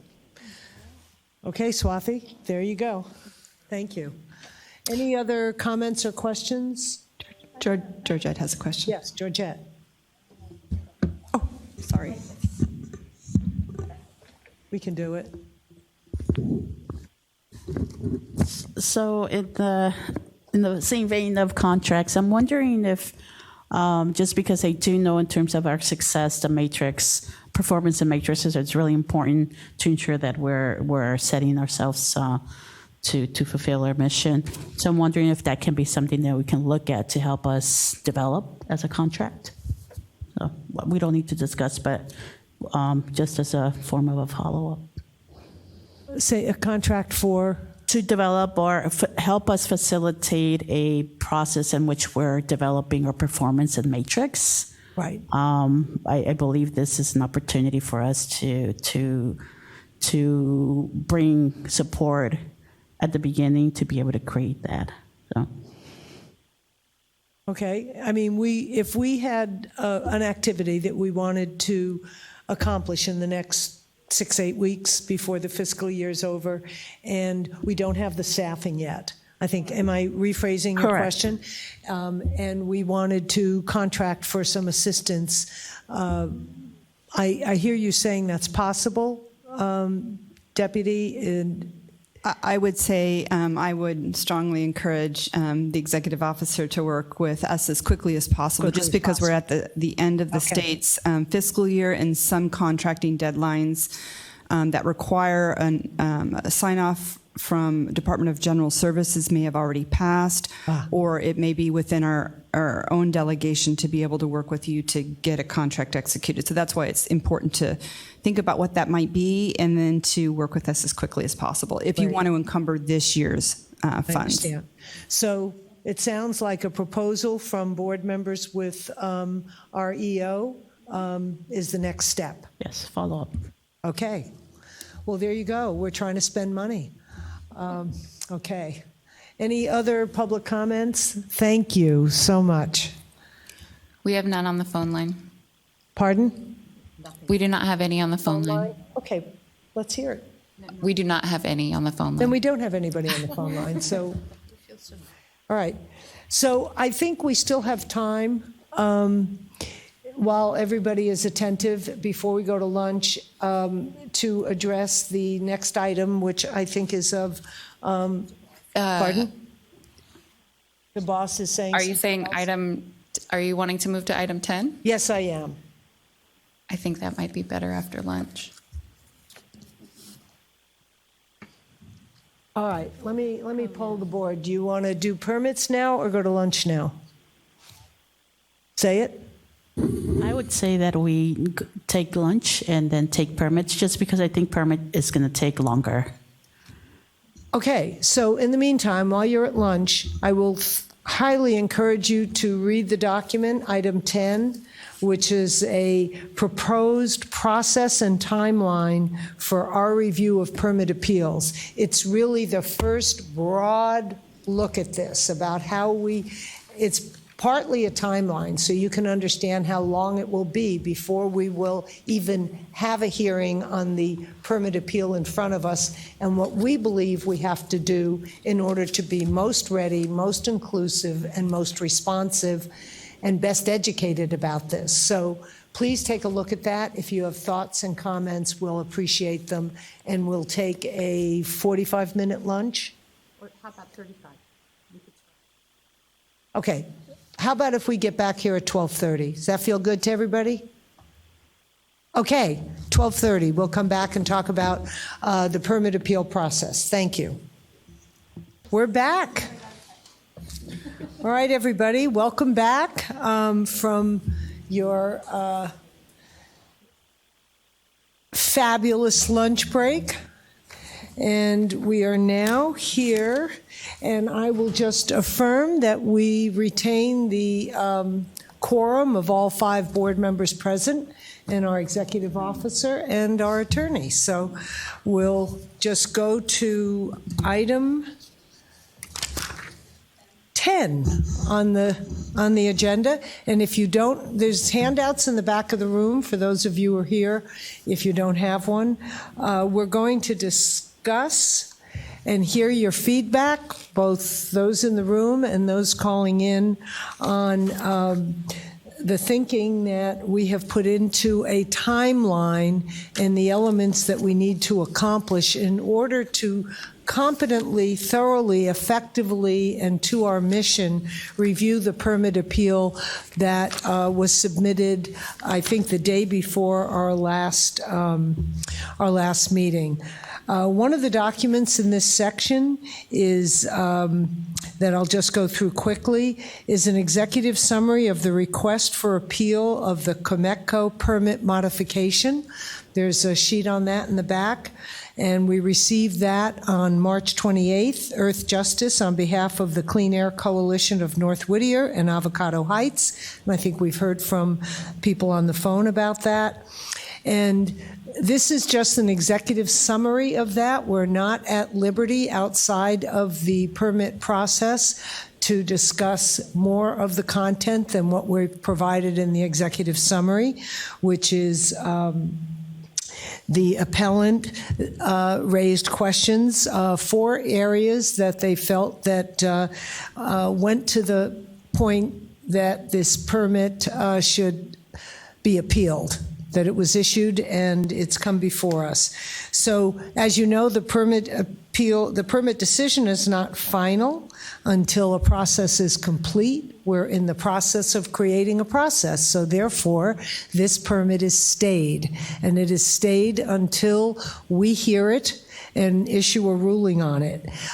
So you know, all parties have been informed, including Cometco. One, of the change of authorities from Dtsc to the Board of Environmental Safety, and also they've been instructed that it will be several months before we are ready to actively hear that appeal, so therefore their request is stayed. That's part 1. Part 2 is to go to the agenda item 10, the proposed process and timeline, and Lizette is going to walk us through this. So there you go. Thank you, Chair. So just to go through this again, so this is again a proposed timeline for the permit review of permit appeals So just to summarize, SB 158 transfers authority to the Board of Environmental Safety for permit review and decisions. And it is effective on official formation of the full board, which was in the end of February 2022. Currently, it gives us the Board of Environmental Safety, the emergency rulemaking authority, which allows us to amend, augment, change the current process for permit appeal reviews and decision-making. Staffing allocations in our budget provides for environmental scientists and engineers who will work under the executive officer in managing the process. So the Department of Toxic Substances Control, they already have an appeals process established, and the summary for it is a part of this document, which, do we need to go over that? No. Yes. You have a copy of the current process. Anyone who wants to ask questions or review that, we certainly can. But I think most of you are familiar with how the process works now. We can go on to what we're proposing and then combine comments to both the existing process, but more importantly, how we expect to move on a timeline. So, as I mentioned, so this is already established, and the summary is included as part of this memorandum. So just to reiterate on some of the things that have been said before, DTSC has long been under-resourced to handle all the permits in the pipeline in a timely manner. However, the budget increases have allowed for hiring more staff, and hopefully this will significantly increase the number of permit decisions per year. At least that is the goal. Given the potential increase in permits, issuances, or denials, it is assumed that there will be more permit appeals that will come before the Board of Environmental Safety. So today, for discussion, we propose that the executive officer and board staff working with assigned Board of Environmental Safety members to make a recommendation to the Board of Environmental Safety, to the full board, that is, and to openly review the process with public input and transparency to utilize our emergency rulemaking authority to adopt either the same, different, or a modified process and procedures. So this just to reiterate and emphasize our involvement in including the public through this process. Also, please note that we can adopt a process or procedures for the 22 to 2023 calendar year with the understanding that we have the authority to amend the rules if something is not working, and or if any feedback throughout our process generates a need for changes. The Board of Environmental Safety serves as the equivalent of the permit appeals officer, making the final decision by vote. Our structure maintains a permit appeals team and transferred the functions to the Board of Environmental Safety. As such, the permit appeals team is comprised of Board of Environmental Safety staff led by the executive officer who will report directly to the Board of Environmental Safety with their recommendations. So currently, through the review process, it is summarized in the document provided and will be more fully explained at the Board of Environmental Safety meeting held before the fall, which Jeannie previously mentioned. DTSC permitting and permit appeals team members will provide a better explanation, a more full explanation, and will be available in a workshop at the board meeting before the fall so that more public input can be provided. Note that this allows for open and transparent discussion review before we finalize any procedural changes. So the proposed timing and actions are as followed. For today's meeting, 2 board members will be assigned to work with the executive officer, who is now on board on the permit appeals process. That would be I, Lisette Ruiz, and Alexis. For the May and June months, the DTSC will be preparing for the record, the full record to us, the Board of Environmental Safety, all the information available for the Cometco appeal. For June and July, the executive officer and 2 members of the Board of Environmental Safety will be assigned to that priority area and will be tasked to present the guiding principles proposed to the Board of Environmental Safety and will be tasked to compile and concrete recommendations to any proposed changes in the process and provide a memorandum for discussion at the July meeting. The executive officer is also tasked to assign a Board of Environmental Safety staff member to be the liaison to the DTSC permitting division to ensure that websites are always current and that the re-permit issuance status to obtain a full notice upon issuance of hazardous waste facilities permit or a renewal of a permit is also online, available online. For August, we will conduct an open workshop to convene in a space to be determined with the DTSC permitting and permit appeals team and the staff hired for the Board of Environmental Safety so that we can come to the public and engage in the process with them. And we will also ensure that the Ombudsperson is involved in outreach to the meeting and that any of the accumulated public comments regarding the process are being addressed. For September, we will finalize the draft of any Board of Environmental Safety rulemaking changes and provide to the DTSC Office of Administrative Law for review and to have more public commenting. We will also be providing a copy of this document at the September Board of Environmental Safety meeting. For October, the Board of Environmental Safety Permit Appeals team will review any recommendations from the Office of Administrative Law and craft any final proposal to the Board of Environmental Safety. Through the November board meeting, we will have an agenda that will include and review the adoption of the permit appeals rules and procedures and authorize the executive officer to schedule the Cometco / Earth Justice review process, which will then commence.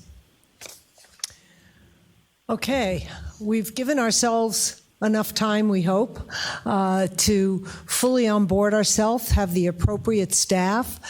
We take this really seriously, and obviously the 6 people sitting here are not going to accomplish that. We need our staff, we need our process, we need to engage with the DTSC permit team, we need to look at the records, we need to understand how the rules that exist now deeply with that feedback, understanding how do you take that rule, how do you interpret it, how do you express it in your ultimate ruling, and then take that into account and say, it's great, we want to follow the same rules, we want to amend the rules, we think this should be added to the rules or to the process, and that will all be part of a process over several months. So we're really looking forward to the August 25th meeting. I think it's August 25th, when a DTSC permitting staff will be there. It'll be a workshop meeting in the sense that there'll be dialogue, there'll be back and forth. It'll be a part of the meeting will be a workshop which takes out some of the formality of the rules that we're operating in right now and really creates an opportunity to work together, to bring up issues, to hear from community members as to those aspects that they feel are heard, aren't expressed in the process or in the reporting of the process. So in our view, there's the input piece. How do we gather what we need to know in order to make a decision? And the board becomes the judge of that decision. We actually function as the permit appeals officer did. So there's 5 of us functioning as the officer did, and Swathi and the staff functioning as the team. Okay, that prepares the recommendation to what was the permit appeals officer. How open and transparent that process is, we have to understand what we can speak about during the process and during the hearing. And at some point, there'll be a hearing on this subject. on this particular matter. So that's where we are right now, and I don't know that if you want, we can go through the existing process, but I think more than anything, we're looking for your feedback on our timeline or any elements that you think are missing from our sketch of how we're going to proceed. So let's hear from the public, and then we'll go to the board. Okay, for those of us joining by phone, if you would like to join the queue to provide public comment, please press star 1. You'll provide your name and affiliation at the prompt. If at any time, if you would like to withdraw your comment, please press star 2. Each commenter will be given 2 minutes unless otherwise decided by the chair. Time will be allotted, time will be doubled for participants who would like to provide their comment in Spanish. Do we have any public members who would like to make a comment on this item, agenda item 8, permit appeals process? Please come to a microphone and let us know what you're thinking. Thank you. Hi, Ingrid Brostrom, Assistant Director at the Center on Poverty and the Environment. Some things that I wanted the board to note. First off, in terms of permit decisions, we've been waiting since 2018 for this department to adopt the SB 673 regulations, which require the consideration of community vulnerability and cumulative impacts, as well as violation history in permitting decisions. So, because this has not been done, there is no standardized decision-making process. It is precisely for this reason why we passed this legislation. Existing statutory language does allow DTSC to deny permits based on past violations, as well as safety concerns and compliance with civil rights laws. So the department can, at this point, deny permits without the SB 673 regulations, which is why it is vitally important that the appeals process allow for consideration not only of a permit condition, but also the permit itself. There have been some existing appeal officers that have interpreted the regulations to only allow appeals of a permit conditions rather than the permit itself. That is erroneous, but it is an interpretation that has been made. Is that backwards? Allow for the conditions, not just the permit itself. Is that you can what only you're saying? appeal Yes, okay. permit conditions Yes. rather than the permit. I understand. The underlying permit, right? Yes. Okay, thank you. So that's been an interpretation. I don't think universally, but that has been an interpretation that I've run across in making these appeals. So it is very important that this board allow for permit appeals for the whole permit.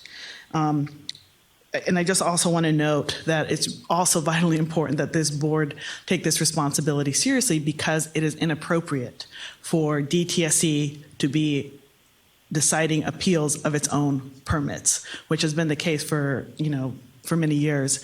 And as a result, you don't see many appeals being successful. And so again, we really do want to see independence on this board, which is what we haven't seen in the past. And again, was really vitally important why we wrote it into the bill language, because the prior scenario, the prior scheme, just was really unfair to anyone trying to appeal a permit decision. Thank you. Thank you for that. Appreciate that comment, and I can see everyone's taken that note very seriously. Okay, Chuck, did you want to come to the mic? Thank you very much. Chuck White with Manette, Phelps, and Phillips. Could you put the mic up to your height, Oh, sure. please? I could crouch down if you want me to. Or either way. Forgot to mention earlier, I'm so glad to see all the women up here on this Environmental Safety Board. It's really great to get the perspective that has so long, in many cases, been ruled by men. Even though I'm a man, I still have great respect for your gender, and I look forward to great That's a good thing. But I would like to mention that when you do go through the appeals process, you certainly need to look at the facility. You need to look at the history of the facility. You need to look at what the facility is likely to do going forward. But more importantly, I think it's really necessary to look at how the particular facility that's being appealed, a permit's being appealed, is how it fits into the overall management structure of hazardous waste in California, and how fundamental or not it might be to ensure the continued safe and effective management of hazardous waste, particularly recycling of hazardous waste. And I would certainly urge that to be a key part, in large part, because you're going to be doing this first appeal before you actually have a hazardous waste management plan. And we certainly hope that a hazardous waste management plan will look at the issue of how does California manage hazardous waste, the various categories of hazardous waste that are generated. Or if you make the determination California can't do it, then what's the alternative? And really be clear about those alternatives rather than just simply sweep it under the carpet. And that's one of the things that we have, as an industry, have concerns about, is that there's really no new hazardous waste facilities being permitted. In fact, they're in decline for a variety of reasons. And so we really need to maintain a strong and vital infrastructure for the management of hazardous waste, particularly facilities that aren't responsible for generating these hazardous waste. They're in business to try to solve the problems that are posed by the existence of these wastes. And so we hope that you take that in really appropriate and due consideration. Thank you. I appreciate that. Thank you. Yes, Georgette? Thank you. And I have a question. So I just want to get clarity on the June and July. There's, we are assigning 2 board members to work to work with our EO. Who are those 2 board members, or when are the 2 board members are going to get assigned? Just because it's June and July. The 2 volunteers were Lizette and Alexis. Okay, so those are the 2 board members. Yes, those are the 2 Just wanted board to clarify, so I wasn't sure if it was just different. No. Okay, and then on September, the intention of September is to finalize a draft. If we can, yes. Process-wise. That's our goal. Just wanted to make sure, because how would we, because we have a draft that's going to be presented in September, and which we're going to get public comment. How do we finalize something the day of when we're getting public comment, or should we just try to reflect it? Well, I think Let me take a Lizette, crack yeah, together. go ahead. This is our best guess at the front end. And if we could workshop in August and get a lot of public participation, we're planning for that, and we'll get to this in the upcoming agenda item, we're planning for that to be here. We would then be taking that input and putting together a draft that we would bring to our September meeting, which may be in the Central Valley. And ideally, the board could endorse that draft, could amend that draft, could take more comment on that draft. But we wanted this ambitious timing, given the work yet to be done. And if there are substantial changes from the time we present our draft in September, then we'll have to bring it back. Okay, that's clear. Let me just give Liz a chance to weigh in. And if need be, we could always reconvene, right? I mean, it doesn't, the meetings that we have set are a minimum that we need to have. We could always add more. That's correct. With the proper amount of notice, we could have another board meeting. In fairness to any permit that's out there, or any permit appeal, now, as I said, the permit request is stayed. We feel that we should work apace in keeping with the mantra we're hearing over and over, that permit appeals need to be executed at a reasonable pace without too many delays, in fairness to the entity, in fairness to the appellant, and in fairness to the public that are exposed. So we're trying to keep some pressure on ourselves, recognizing that this may or may not be totally doable, but if we don't set an aggressive timeline, we'll be middle of next year, and I think we were a little worried about that. Yeah, no, it totally makes sense. Okay. I just wanted to make Yeah. sure that we were clear on the expectations and that process was meeting those expectations. So- Right. And I think the other Appreciate piece is to really, we've talked with Swathi about this and the Office of Ombuds to do tremendous outreach for that August meeting, so that we have as much community input, as many people in attendance, and doing it in where we can have the DTSC permit staff, people who've functioned as permit officers in the past, so that we really get as much as we can, and while the record is being assembled, which we won't look at until the hearing. The board will not, Greg has reminded us that the actual record of that appeal has to wait until it's presented at an appeals hearing. But we're going to convene to talk about the process, and then the appeal will come before us at a formal hearing in 2023. Is that great? Yes? Okay. I can't emphasize how important it is for community input, for the public input in all sides of the matter. I misspoke. I think ideally our late September meeting, where we would bring a draft back, is more likely to be in Oakland, and we'll talk about that. Yeah, in Oakland, right.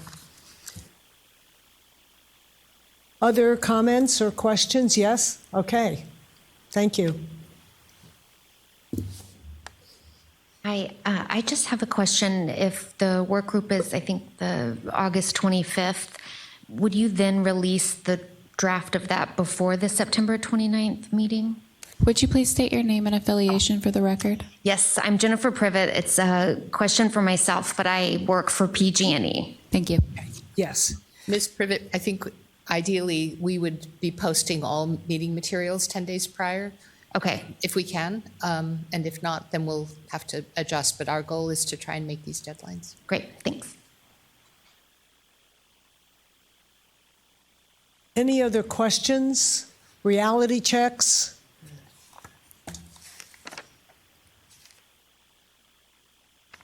See, we could have done this before lunch. That's how fast it went. I'm going to take you up on reality check. Okay.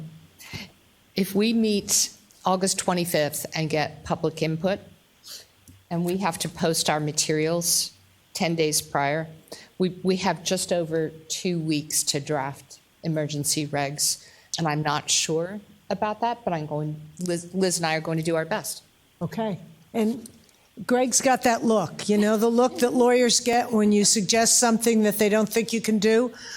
For those of you who are on the phone or on webcast, focus in on Greg's. No, don't focus on it. 2 weeks is a pretty ambitious timeline. Right. Regs. Yeah. It's comprehensive. Yeah. Greg, can you get closer to a microphone, please? I was just saying that 2 weeks is a pretty ambitious timeline to put together regs that are likely to be as comprehensive as the board contemplates at this point. I would suggest that they are not going to be in that language at that point, but they're going to be in those principles, right? So that in September, we're going to, in our speak, right? We're going to talk about how we want it to work, and we're going to have regulated translators. And I'm sure somewhere there are people like yourself who will help us translate that into regulation language. But what we're trying to do is stay on it with input, and if we don't get the language right and we don't get it done by October and it goes into November, that's what happens. But again, we don't want to get in the habit of just delaying because we can't get to it, when there are appellants who are waiting and there are entities who are waiting. And without judging either side of that, we want to be responsive. So we're going to work as hard and as fast as we can. Any other comments? Ingrid, as a follow-on to your earlier one? No? We're good? Okay. Sushma. I was going to support the comment you made earlier that perhaps we think about the regulation development process as a rolling process. We start the process now as we uncover information, and the August opportunity is just another big opportunity for us to solicit public input, so we're simply refining what we already have in place. That is the aspirational goal.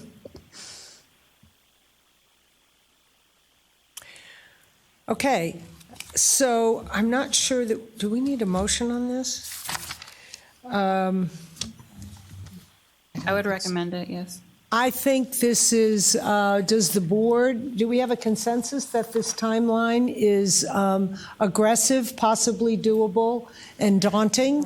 Does anyone want to put that? Aggressive, possibly doable, and daunting? Is there a consensus that that exists? Okay. So we'll go officially on the record with those three explanations. Okay. All right. Let's see. You wanted more of an opportunity for public comments, Jess? Do we have anything else? No? We have nothing on the phone. Is there anyone joining us in person who would like to make further comment? Thank you. Okay. Sorry. That went so fast that you've... Okay, now we're going to, for those of you who were here at the last meeting, and in the interim, we have been establishing priority areas for individual board members to focus on based on their expertise, their interest, and our need. And we haven't accomplished all of that. Now we have Swathi, we will have staff members. And I just want to review, for those of you who will want to reach out to any of the board members, Sushma Bhatia is, she'll be working on outcome metrics and strategic plan, our own strategic plan, and also be a liaison to the California Air Resources Board. And we're going to add to that, assuming there's a board consensus, that Swati has agreed to be liaison to the Department of Resources, Recycling, and Recovery. We feel like it's important for board members to attend to some of the key areas that we need to work in. Now, we know we'll have staff for that as well, but we can't all consume all of it in short order. So we're dividing it up as best we can with report backs, and Sushma has agreed to that. Are there any board members who object to Sushma taking that on? Hearing none. Georgette Gomez is our environmental justice and outreach liaison. And I know that Georgette is already looking at working with the DTSC's Office of Environmental Equity team, and will be working with Lizette, who is adding herself to the environmental justice team. And given Lizette's long history with CBE and community and environmental justice work, that's a great addition for Georgette. Does anyone have any objection to all that extra work for Lizette and Georgette? Hearing none. The next big area that we have work to do in is our hazardous waste management plan, which you've been hearing about, and permit appeals. And again, these are areas that Lizette will be in the lead on in terms of board members, and Sushma is joining Lizette on the hazardous waste management plan, and given her extensive experience in San Francisco working on those things, I think she'll be a great addition to that leadership. So no objection to the extra workload? Excellent. Alexis, as you know already, we voted on the one formal liaison that's in the legislation for the Department of Defense, and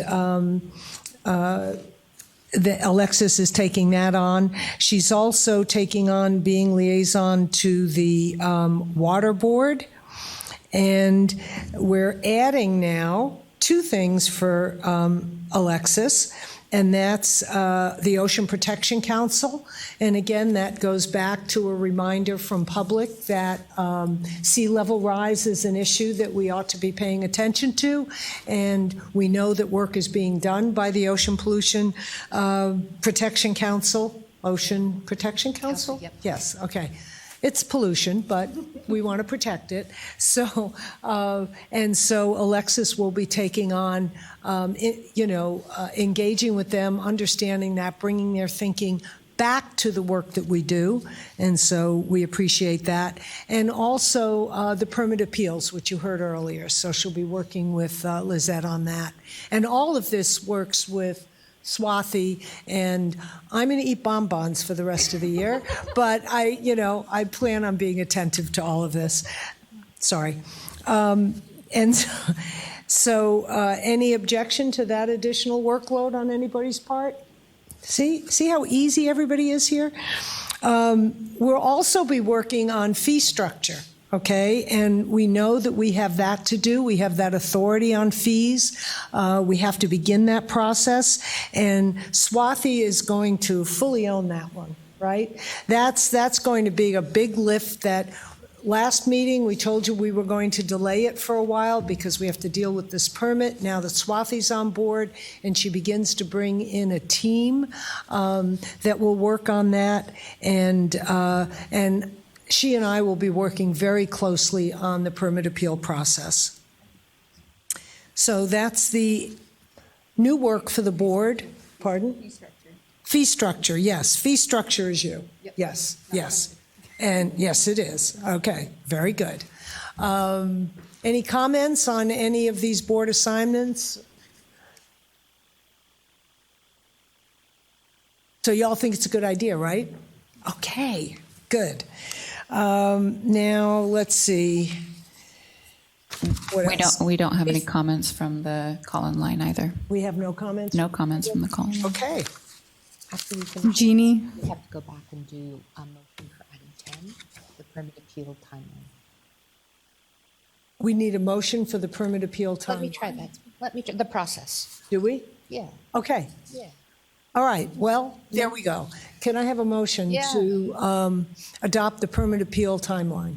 Madam Chair, I move that the permit appeal process, we discussed the steps and a plan to bring back detailed principles as the basis for the regs to our September meeting. And as described in the meeting materials, I move that we so adopt.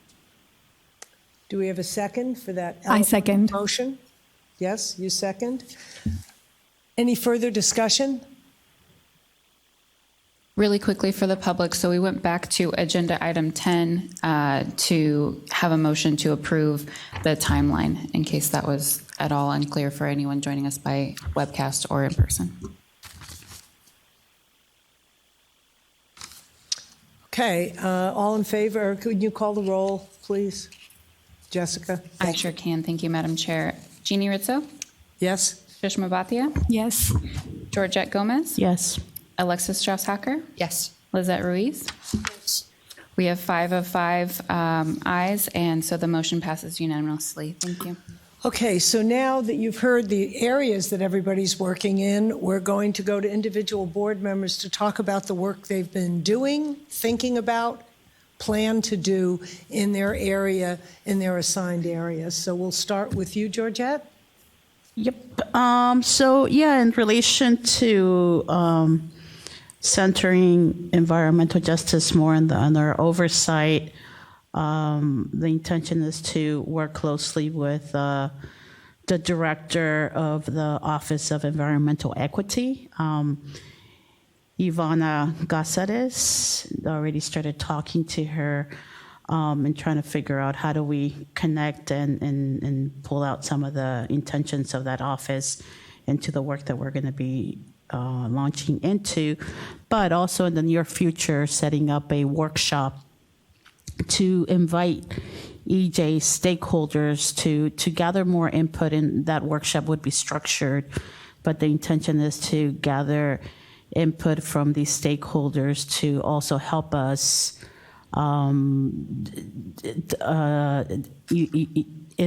help us develop the environmental justice focus oversight, and as I think one of the community members stated, ensuring that we're creating our performance and metrics and benchmarks with the work that we're going to be seeing. So the intention is to have a future workshop, gather information, and then formulate that into what we are setting ourselves to do in our work overall, but center environmental justice. So that's the intention. We talked earlier, Georgette, about July 2nd.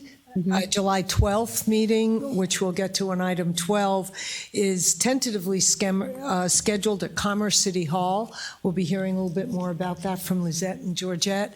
And that is one of the opportunities on our calendar to really dive in, to have a workshop forum along with our meeting hearing format, so that we're in dialogue, just like we want to do around permits in August. We want a piece of meetings to be more workshoppy, more interactive, more engaged. And so we're looking at that being at least at the July, and probably other meetings going forward. But again, we're trying to squeeze 6 meetings into less than 9 months. So trying to prioritize this area as one of the workshop areas. But I think as a format, we're exploring the concept of workshopping an issue at meetings that are a little less in this. The workshop format is a little less formal than this one, and it allows for more interaction, more feedback, more dialogue. So that would be the July meeting. That would be great for you all to bring the community to. So thank you. Okay, Sushma. Thank you, Jeannie. Good afternoon, everyone. Jeannie put us intentionally after lunch and challenged us to keep you awake post your meal. So hang in there with me as I go through strategic plan. So for those of you that attended the last meeting, we spoke about division of areas of focus for each of us, and I self-nominated to work on the strategic plan. The strategic plan would be for us, the board, to articulate how we will accomplish all of the things that are established in the mandate, for instance. This is different from Dtsc strategic plan. SB 158, as many of you know, lays out certain areas that we will take over from Dtsc. So things like permit appeals, for example.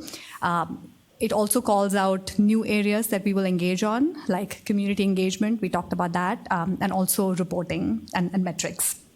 So the intent of the strategic plan is also to help shape and inform the performance metrics. That theme has come up multiple times today, this morning, and also at our previous board meeting. As Meredith talked about, metrics is a journey, performance metrics, and we expect to surface the metrics that matter to the community through this discovery process and surface that in our strategic plan. Given that our EO was just selected, we expect to drive more progress on the strategic plan and bring it back in a more packaged version that you can all read, review, and provide formal input on. But until then, to give you some initial thinking that we have, we are thinking about putting a wrapper around all of the activities and work of the board under some 3 broad pillars. The first pillar, and I'm going to share the broad framework with you, and then we will further bake this thinking into something that you can read and review and print on paper if you need to. All right, so the 3 pillars. The first one is around remediation. So this is the work we do to look back, clean up, and engage with our communities to make sure that the cleanup is meeting their needs and requirements. The second pillar is around compliance. It's all the work that we or Dtsc does in the here and the now to manage the permit process, to manage enforcement type of activities, and engagement, education, awareness related to compliance management. And then the third pillar is around protection. This is intended to be more forward-looking. We expect that we will look at many data sources, be it biomonitoring data, maybe the state hazardous waste plan when that becomes developed, maybe the sea level rise data, and many other data sources that we're not even aware of at the moment, to take into consideration and inform our approach for what we will do in this pillar on protection. There's also some foundational work that we need to do regardless of which pillar the work falls under. SB 158 calls out two specific areas. One is the fee structure piece, which is how the fee structures be structured and maintained, updated, so on. So that's one. And then there's another core theme around reporting, metrics, and reporting both to the communities and also to the legislature. So that is how we're thinking about our work, with the three pillars and then the two foundational activities that support the pillars. Ingrid, I'm going to call you out because last board meeting you made a comment, and rightfully so. I think Ingrid called out that the EJ work seemed disconnected from the performance metrics work, and our thinking behind this framework is to tie everything that we do together. So the EJ work would essentially fall under the remediation pillar, and then the metrics work basically ties everything that we do in terms of how we communicate our success outcomes. So this is a dialogue, it's a journey. We want lots of input early and often from the public as we bake our thinking further and bring something out to you all to comment on. I also have two more requests.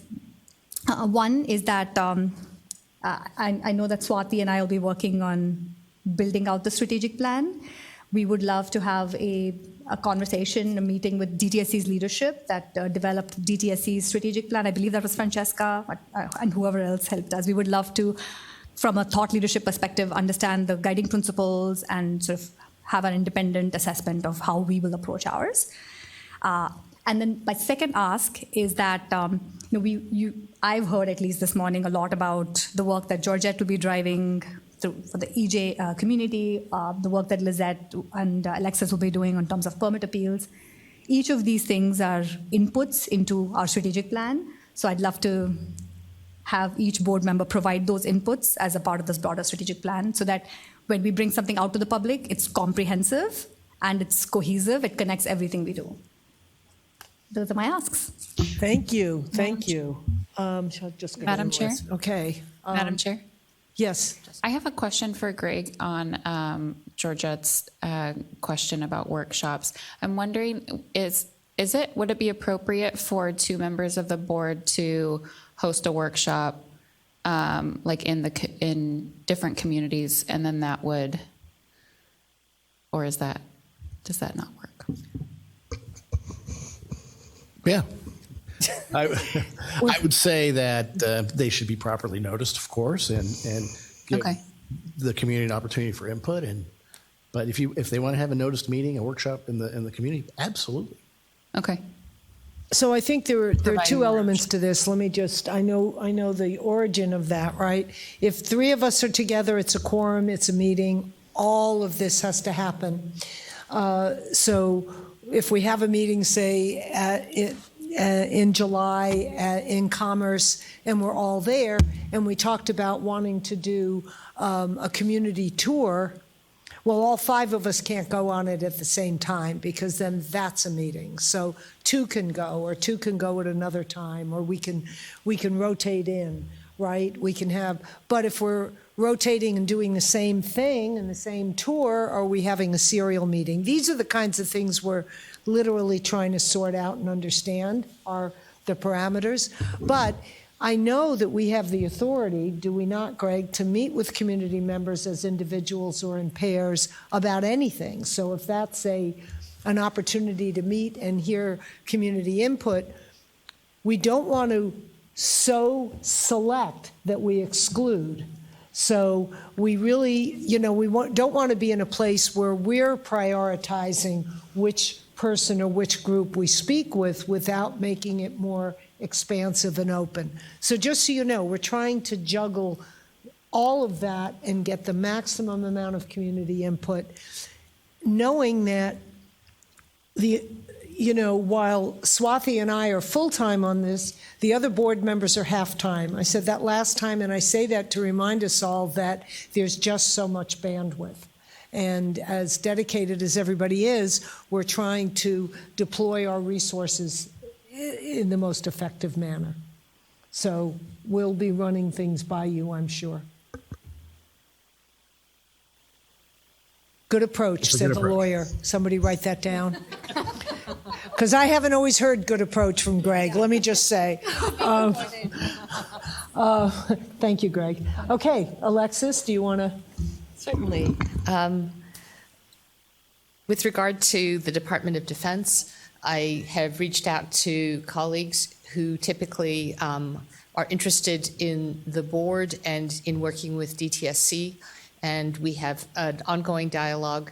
I could imagine that as various formal disputes between the department and the Department of Defense and DTSC continue up from an informal to a more formal stage, there are appropriate individuals named in those processes, but if I can be helpful in trying to resolve those, I had a pretty mixed record of that in my time working at US EPA, and I would be more than happy to try anew to help resolve. There are, as far as I can tell, a couple of pending formal disputes. The idea is also to just be very clear with the board, for the board to be able to represent itself to the agencies of the Department of Defense and to answer questions.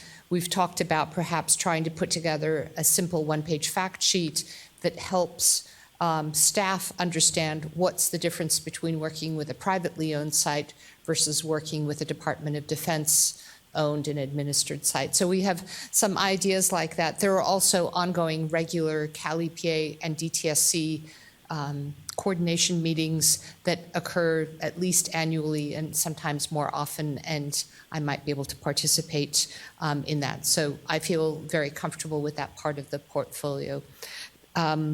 Ocean Protection Council, I reached out to the OPC director. There are a couple of areas that are of keen interest to both our board and OPC.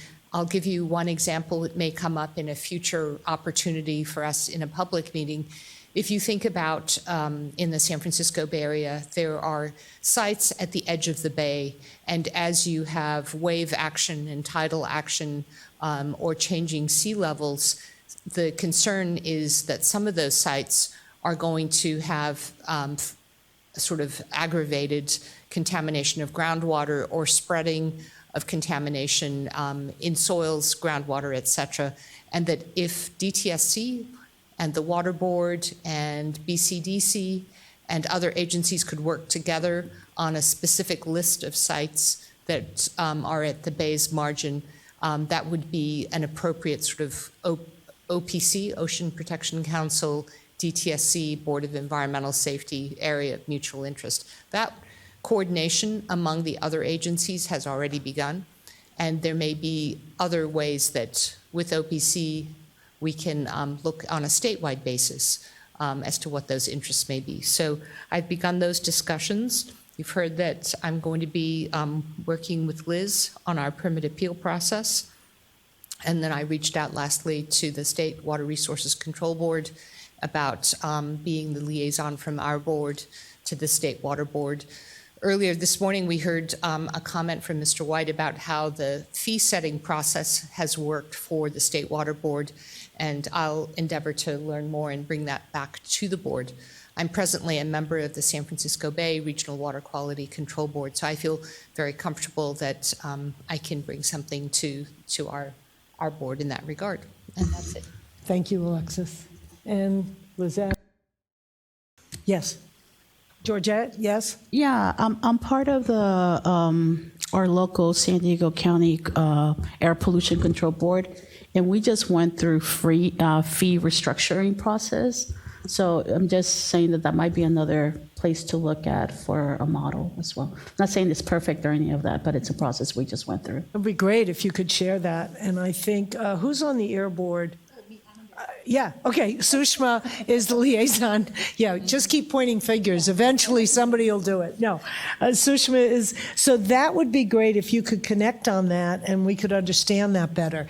Any opportunity to bring good thinking or progress anywhere in the state on any of our issues, we want to be schooled on that. We want to know about it. So we don't have to reinvent the wheel if it's already been done well. So that's a great place for you two to connect. Thank you.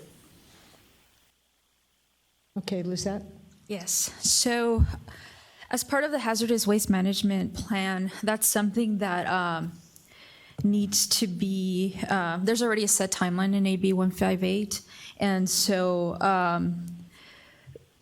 we have needed, or there is a need for staff to kind of start putting together all the information. So as mentioned before, we're still working on hiring our own Board of Environmental Safety staff.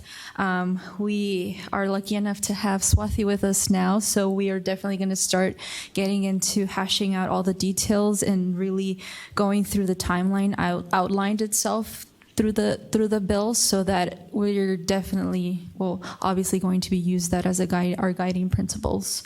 And for the permit appeals, we already talked about, so we're just going to be, continuing to be moving along with that. Swathi, our new executive officer, yay, okay. So I have the honor and the fortunate task of working on all of it, so this will be fun. No, but more specifically, I think hiring of the staff is priority number one, to just make sure that we're up and running, that this board has the support that it needs to accomplish all of these goals that we have set forth. So first and foremost, that'll be priority number one for me. And then also working on the fee structure with Madam Chair Rizzo, the strategic plan with Member Bhatia, the July meeting and the community tours and input with Member Ruiz, as well as the workshops and EJ stakeholder meetings with Member Gomez. I think there's probably 30 other things too, but those are the main bucket list. We have a list. We have more. Yeah, maybe. Keep in the list. Thank you. Thank you. And so, 4 positions, I think, Francesca. Here, do you want to elaborate on where you are with those? So there's four positions that were posted and are closed, and we are currently in the screening process, and soon, hopefully, we'll be setting up interview panels and getting that through, and in the near future, setting up the other positions as well. Right. So one of the things that we hope you all will help us with is getting word out when there are postings. I know there are a lot of postings within DTSC, and I'll look at some of them and I'll say, oh, we need one of those too. We need, there's going to be good and fierce competition for these positions, and we know that. So dig into your contacts, think about people that might be appropriate, tell them that Swathi will be wonderful to work for, and that it's worthy to apply for any of those positions. We really want to get them filled. We'll be working on the next. We wanted to get the leadership in each of those. In engineer, we'll be going to the science, I think, is next on the list. And the ombuds, because there are 2 people under the head of the Office of Ombuds. So we started there, and we need an attorney because Greg has to go back to his other work, although he's going to miss us. And we're going to miss his 100 ties, okay? The man has 100 ties. He has not repeated a tie once in the entire time I've known him. So we're going to miss that, Greg. But you'll be with us for a while, I think. So thank you. I think that's next for us. Okay, are there any, do we do public comments now? We don't. If you would like, you can recognize a member who's called in and would like to. I would love to recognize that member. That's great. Elon, if you could please allow the caller to vocalize their comment. This might take a minute because I've heard that there's about a minute delay on the broadcast. We're still waiting. That's fine. So you can be thinking of your questions while we're waiting for the other person, because I know you have more. I guess I could add to some of the outreach or communication we've had with community groups that I didn't mention. Please do, the July meeting. Yeah, I wasn't sure if I should talk about it for the July meeting portion, but we have been in communication with local environmental groups for the July meeting, and ideas that stemmed from that communication do include having the opportunity, and this is something that was brought up at the last meeting as well, to have take the opportunity to meet with local nonprofits in the area and to really start, learning from them, and as was mentioned by the chair, to because of the limitations we have with Bagley Keene, to have at least 2 board members perhaps assist in meeting with the groups, going through community tours, and I guess we could use this as an opportunity to extend that invitation to other members of the public who may wish to meet with us and to provide any trainings to reach out and utilize the time that we will have by being at our respective meetings coming in the near future. That's great. And I think, do we have the public comment? It is not queued up to go yet. If you'd like to move on, we can come back to it. That's all right. Dion, did you want to comment back to Lizette about the Commerce? We're tentatively scheduled for July 12th at Commerce City Hall with the idea of this some kind of community tour, engagement, and workshop. Right. And Dion had some input to yes, that. thank you so much, Chair Jeannie. I'm looking forward to having some board members come out. I work on the Exide project, Exide Technologies, and I've been on the Exide Technologies project for over 5 years now. And we work in what's called the PIA, Preliminary Investigation Area. And it encompasses 5 cities, PIA. Los Angeles, Commerce, Huntington Park, Bell, and Los Angeles, parts of Los Angeles. And so it's a great opportunity for the board members to be able to see the work, this very important work that we're doing on the XI project. And I will also look forward to taking you by the XI Technologies facility where all of it happened. So it's a great opportunity. I want to look forward to working with you all. Thank you. And that's definitely something we could discuss. And we wanted to take this opportunity here while we're all in the same room because we're limited otherwise. But communities for a better environment offered at the last board meeting to provide a community toxic tour and solutions tour. And so there have been ideas coming up, and Exide was definitely one. Santa Susana was definitely one. Going through other organizations in the area. So the ideas are still being hashed out, but definitely the idea is to have at least 2 board members attend, and hopefully during the next item we can fully discuss and hash out more of the details, more of That's the great. interest for the board members of where to prioritize, what areas to prioritize, considering the recent advancement in the Santa Susana agreement that has been made. So Great. Thank you. Do we have the public comment yet? I think there's some technical issues going on with the call-in line, so if we can, I will let you guys know. All right, when just it's queued up interrupt again. whenever. Thank you. That's not a problem. Okay, let's see. So the next item on the agenda is discussion of meeting calendar for this board till the end of the year. And at the next board meeting, I believe we'll be talking about 2023, so we can begin to really spread out our meetings. So future board meeting locations will all be in person. And that was a big request from folks. The first meeting was remote. We were still under the executive order because of COVID, and now that's lifted. And barring any change in COVID status or any other reason why we can't, we'll be having them all in person. So I'll just run through the dates and then we'll go through each individually. We're talking July 12th, and we've booked Commerce, City Hall, as an opportunity for that meeting. August 25th, because that's the permit appeal workshop, and we're talking about having it here in Sacramento so that we can maximize the permit appeal staff and Dtsc staff that we need for that workshop. September 29th, we're looking at something in the Bay Area.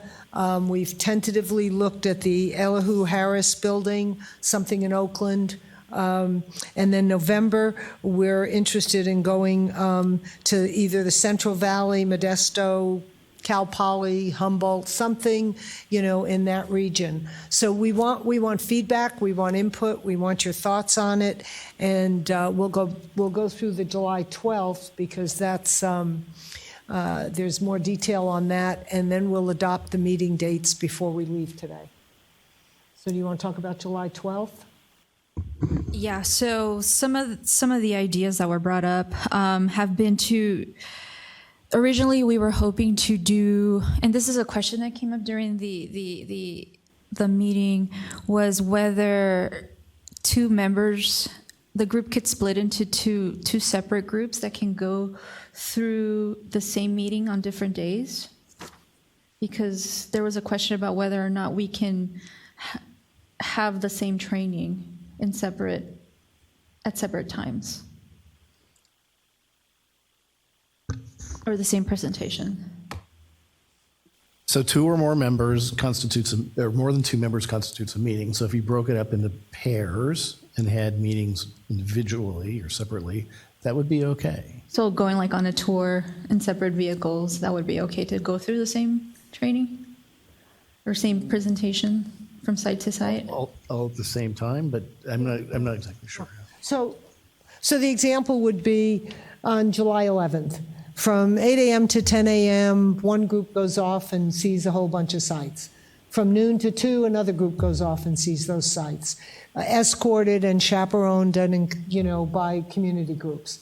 It might mean Dion has different sites, but that we're all down there, but we're not doing the same thing together at the same time. We're really just experiencing it.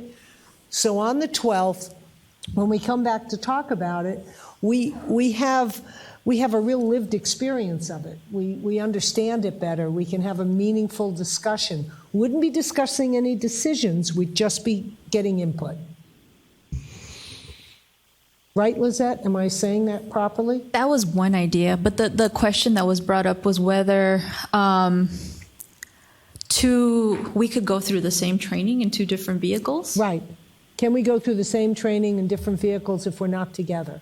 Like we're just going. Training is confusing. Training presentation.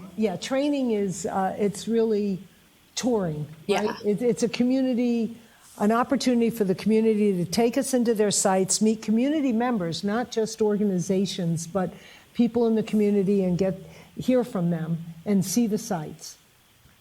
Maybe. Okay. There will be some logistical issues that have to be addressed in that regard, and we certainly need to make certain of the clear separation of the parties, to make certain that there's no decision-making going on, and to make certain that there's no violations of mag leaking. So we'd have to work. I think that there's a way to work that out, but there are some logistical issues that we'd have to kind of work through. So if we could write up a proposal that you could look at, if Lizette and maybe with Dion, because you've got that experience as well, could work on that together and provide a proposal that you would then stamp approved or give us feedback if we need to change it? Yes, that would be fantastic. If I have an opportunity to take a look at the proposal, we can certainly find some way to make that happen, I believe. Can I throw out just an idea of if two board members went to sites or communities A, B, and C, and two other board members went to a different geographic area in the Southland, and they were meeting with a different set of community interests, we would be both out there in the field in parallel the day prior to our July 12th meeting. We would be seeing different things, but we would be trying to make the most of two teams of two. And Swathi could join either team. That would be another option, just to put it out there. That seems to work within bag leaking. I just want to add, it would actually be 3 teams because there's 5. Pardon? There's 5. Right, so we it would need have to 3. be We need LT. 3 if we're all going to go.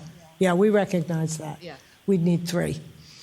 I'm just trying to sort of try out the concept that we Right, could the do- concept, We right. could do different things and all be in the field. Okay, Chuck has a comment and a solution, I'm sure.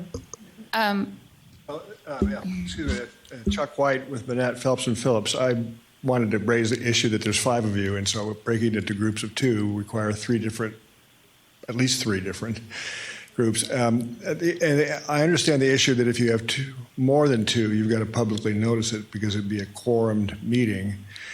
But I'm also concerned about whether the ex parte communications issue, even though there's only 2 on a trip, and say you're talking to a facility operator or you're talking to a community members, how do you avoid the ex parte communication? Because surely you'll be talking about issues that are something pending before the board. So I'm we wouldn't unclear on engage how in that that. works. Yeah, I think it's pretty clear. If something's pending before the board, which is a permit appeal, that is off the table. That can't be discussed. Well, there's another issue that's come up with other boards, like the State Water Board. It's not only items that are actually agendized before the board, but whether a board member has reason to believe that it would be agendized in the future. And that constitutes a ex parte communication as well, if I understand the Water Board's guidance, which is about 15 pages long. Jeannie, I think we should maybe take this into consideration and bring it back. Yeah, I think we'll have to take a good look at that as to what's ex parte and what's just doing our due diligence and our duty. So we're somewhere where we have to understand and formulate it in a way. We have to go out there. We have to talk to people. You're here today, right? Yeah. So we're talking to you. We're going to be we're talking to existing But staff. it's not ex parte, my communication with you now. No, it's not. And I wish I could offer you a solution. I'm just saying Right. it's a question. You're raising a that question needs for be us to addressed. And I don't have the answer off the top of my Okay. head, but I would suggest thinking. We'll explore that. Thank you for that. And then I do believe that we have our community member on the phone available. Oh, can I finish the part, some of the ideas brought up? We got her on the phone. Oh, okay. Oh, okay. Yeah. Okay, we'll take the public comment and go back to Lizette. All right, thank you. Our next comment comes from Chip Gribble. Your line is open. My name is Chip Gribble. Can you hear me now? Yes. Okay, Chip Gribble. I'm retired from DTSC State Service, where I worked for 25 years in the Berkeley Office, Site Mitigation, and the Office of Military Facilities. I want to bring to your attention what I think is a relevant and key piece to your understanding the DTSC dysfunction that has brought us here to the formation of the Board of Environmental Safety. In Director Meredith Williams' comments earlier in today's meetings, she talked about Grant Cope leaving DTSC, and clearly she viewed his moving on as a loss. So he may have been a good colleague from her point of view, but I have not met a community activist that did not view him as an obstructionist. I also don't know many of my former colleagues that ever spoke positively about him, and I've seen him in public forums making factually wrong statements about DTSC authority as an example, clearly indicating to me that he really didn't understand his role. So the point here is there's a disconnect with when the upper management at DTSC sees something here positively and people who advocate for their communities see the same thing as a serious negative. And the point here is to bring to the board's attention, this is a relevant and key piece to your understanding the DTSC dysfunction that has brought us here to the formation of BES. And that's it. Thank you. Thank you for your comment, Jim. I think, I hope we've established for you our independence and our authority and are taking in all comments seriously. So thank you for that. Chip, I'm sorry, I called you Jim. I'm sorry, Chip. Okay. Okay, so we'll go back to Lizette now. Oh, yes, sorry, I apologize. I thought we were already getting public comments on this discussion. Through before. Yeah. Well, I'm glad you got through. It's definitely important to hear everybody out. So as part of the proposed community tour, there was, sorry, let me bring this up. So some of the other ideas to go through were also visiting a dry cleaner that uses an alternative detergent-based cleaner, and also going through the Black Women for Wellness space to talk about safe alternative products. And there's also the mention of utilizing electric vehicles to definitely minimize our carbon footprint. And so that's definitely something I hope we can still talk about. Hopefully people from CBE and CRPE will come on the board. I know that they also expressed interest in hopefully working with us in doing some sort of presentation or tour when we visit the Central Valley. So. That's great. Thank you. Any comments from the public on those presentations or those meeting dates? We haven't bumped into any state holiday or religious holiday, I don't think. I think and we've spaced them out about 6 weeks or so apart so we could get all 6 in before the end of the year. Also hearing very clearly from people that there's a point after November 15th in which it's really hard to have a meeting.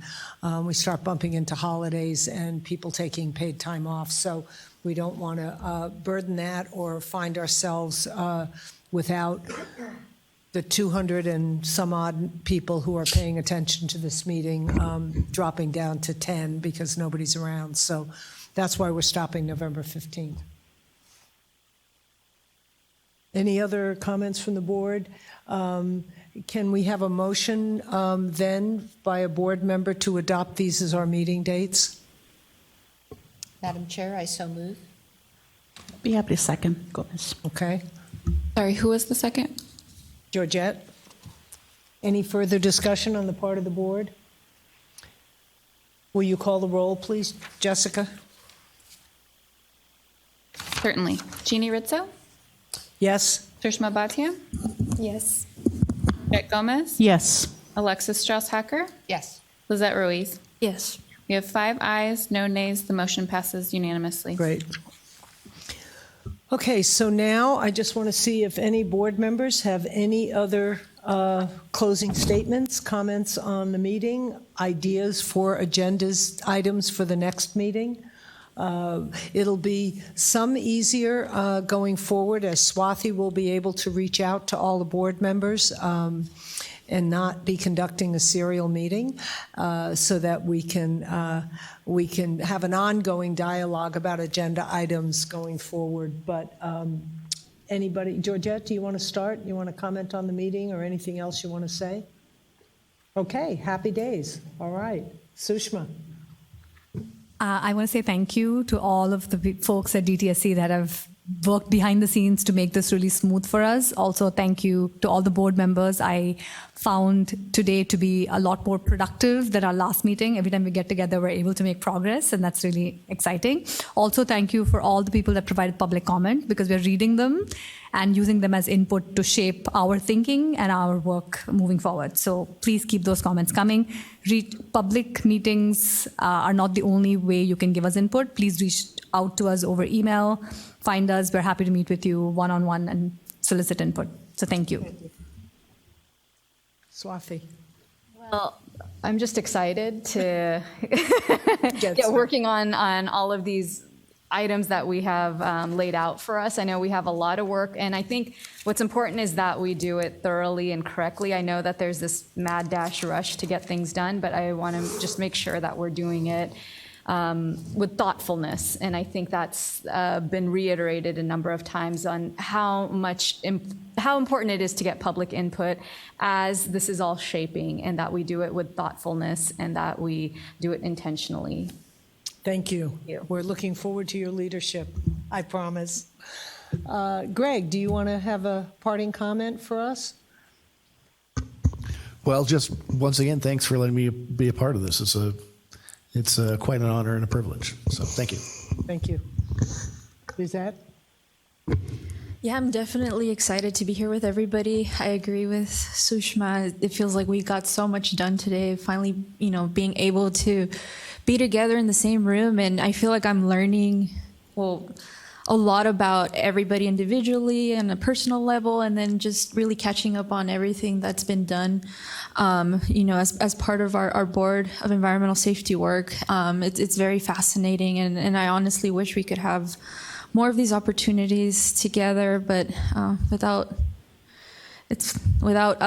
making a public notice, it's very difficult to do. So I definitely cherish these meetings and these moments, and definitely value the input given by the community. And again, we ask for more. That's really what's going to be guiding us through this process. Thank you. Madam Chair and board members, thank you to our DTSC colleagues, and in particular to Francesca and Aaron for making possible the quick onboarding of our wonderful executive officer. We're so grateful for the pace at which you could do that with competing priorities. Madam Chair and board members, I've kept notes of things that you may wish to put on the July agenda, with the note that although we will meet on Tuesday, July 12th in Commerce as planned, there may be a way for us to spend the day prior, Monday, July 11th, doing field visits in a way that is compliant with our bag-leaking obligations, and Greg will help us with that. At the July 12th meeting, our agenda could include, one, discussing the Ombudsperson's role and responsibilities. To shape that. We've been talking about that. I don't know if we will actually have that selection in hand at that time, but we'd like to talk about our expectations for how that will function with our executive officer, who would be that person's supervisor. We've spoken about community engagement. We will certainly need to have a budget update and a staffing update. It'll be the start of the new state fiscal year, and if possible, if we can kind of get a handle on what our operations cost us from the time that we were sworn in February until we wrapped up the state fiscal year, it will help us with our executive officer in ensuring that we are good stewards of the money entrusted to us going forward. We're going to do further preparation for the work we're doing on permit appeals. And so whatever that preparation for the August 25th board meeting workshop on permit appeals, we're going to bring something, I trust, a substantive update to our July meeting, whatever that may be. So those are some of the ideas for the July agenda. And at your discretion, Madam Chair, I could summarize the action items from today's meeting. Please do. Okay, bear with me. These will be posted in due course. There are 11. The first one is that DTSC is going to post the KPIs and on our BES website, and is going to post the CVCI sites on our BES website. That came from Meredith's remarks this morning. Second, the motion was passed to approve the minutes of the March 30th meeting. Thirdly, we recapped the action items from that meeting. Fourth, the motion was passed to amend our operational guidelines. We did two basic things. We deleted the stakeholder reference in item 10, and we added a new section 11 with our ex parte communications with regard to permit appeals. Fifth, the motion passed to affirm adherence to our governance and statutory requirements. And both board members Gomez and Ruiz will further clarify the EJ subcommittee as that comes into focus. Sixth, on August 3rd, our esteemed chair will be appearing before the legislature and giving a report on the board's progress to date, responding to questions, no doubt. Seventh, on budget, our executive officer will assess the status of our meeting support contract, which is key to how we go forward with the public and how people can connect with us remotely, and whether we will need such support in the new state fiscal year. And she will my notes don't make sense to me, that you would, you would entertain proposals from board members. And I thought, I wonder what I meant by that. So don't pay any attention to that. Anybody know? Do you have any public comment on what Alexis meant? Something that Can you get closer to the microphone, please? I think it was something that Member Gomez had brought up about trying to utilize the fund for another contract for the metrics and matrix. I think that's what it was. That's what it was, okay. Eighth, the motion passed to approve the timeline for the permit appeal process. As you saw in the materials for this meeting, we discussed the steps and we plan to bring detailed principles as the basis for those regs to our September meeting for additional input. Ninth, board members got into greater detail about our areas of emphasis and brought updates. Board Member Gomez is planning a workshop with Ivana Cáceres, who is the Deputy Director of the Office of Environmental Equity, and on a workshop to gather more community info and input. Board Member Bhatia is leading our board's own strategic plan as well as performance metrics, and asked to meet with the DTSC senior management to understand the development of the department's strategic plan, and invited input from board members on the key areas. Board Member Ruiz gave us updates on her areas of interest, including the all-important permit appeal process, and our executive officer recapped the priority hiring, our July meeting, and as she so cleverly said, at least 30 other things.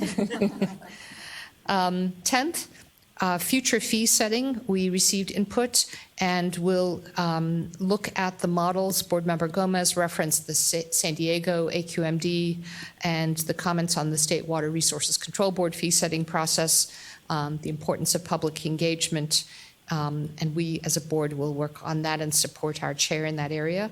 And lastly, we had a motion to approve our upcoming meeting calendar: July 12th in Commerce, August 25th Sacramento, September 29th Bay Area, and November 15th, either the Central Valley or the North Coast. And that's it, Madam Chair. Thank you for that. It's so great to have the summary. I know remediating the minutes is a major task, and having the summary action plans from you, Alexis, helps us, guides us, gets us going as soon as we leave here. I want to take a moment to draw your attention to the screen for those of you who are there at home and those of you who are here. This is the incredible staff that has been helping us. Our Spanish interpreters.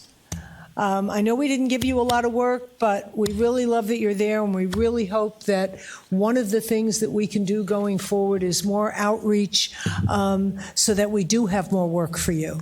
Our goal is to really have more work for you. So thank you to our Spanish interpreters as well as Victor on the call-in line. And the AV services by Cal Recycle, and then the incredible DTSC staff. I'm going to ask those of you, and you've got two incredible, Jessica, who just serves us every step of the way, has trained us on how to have a meeting.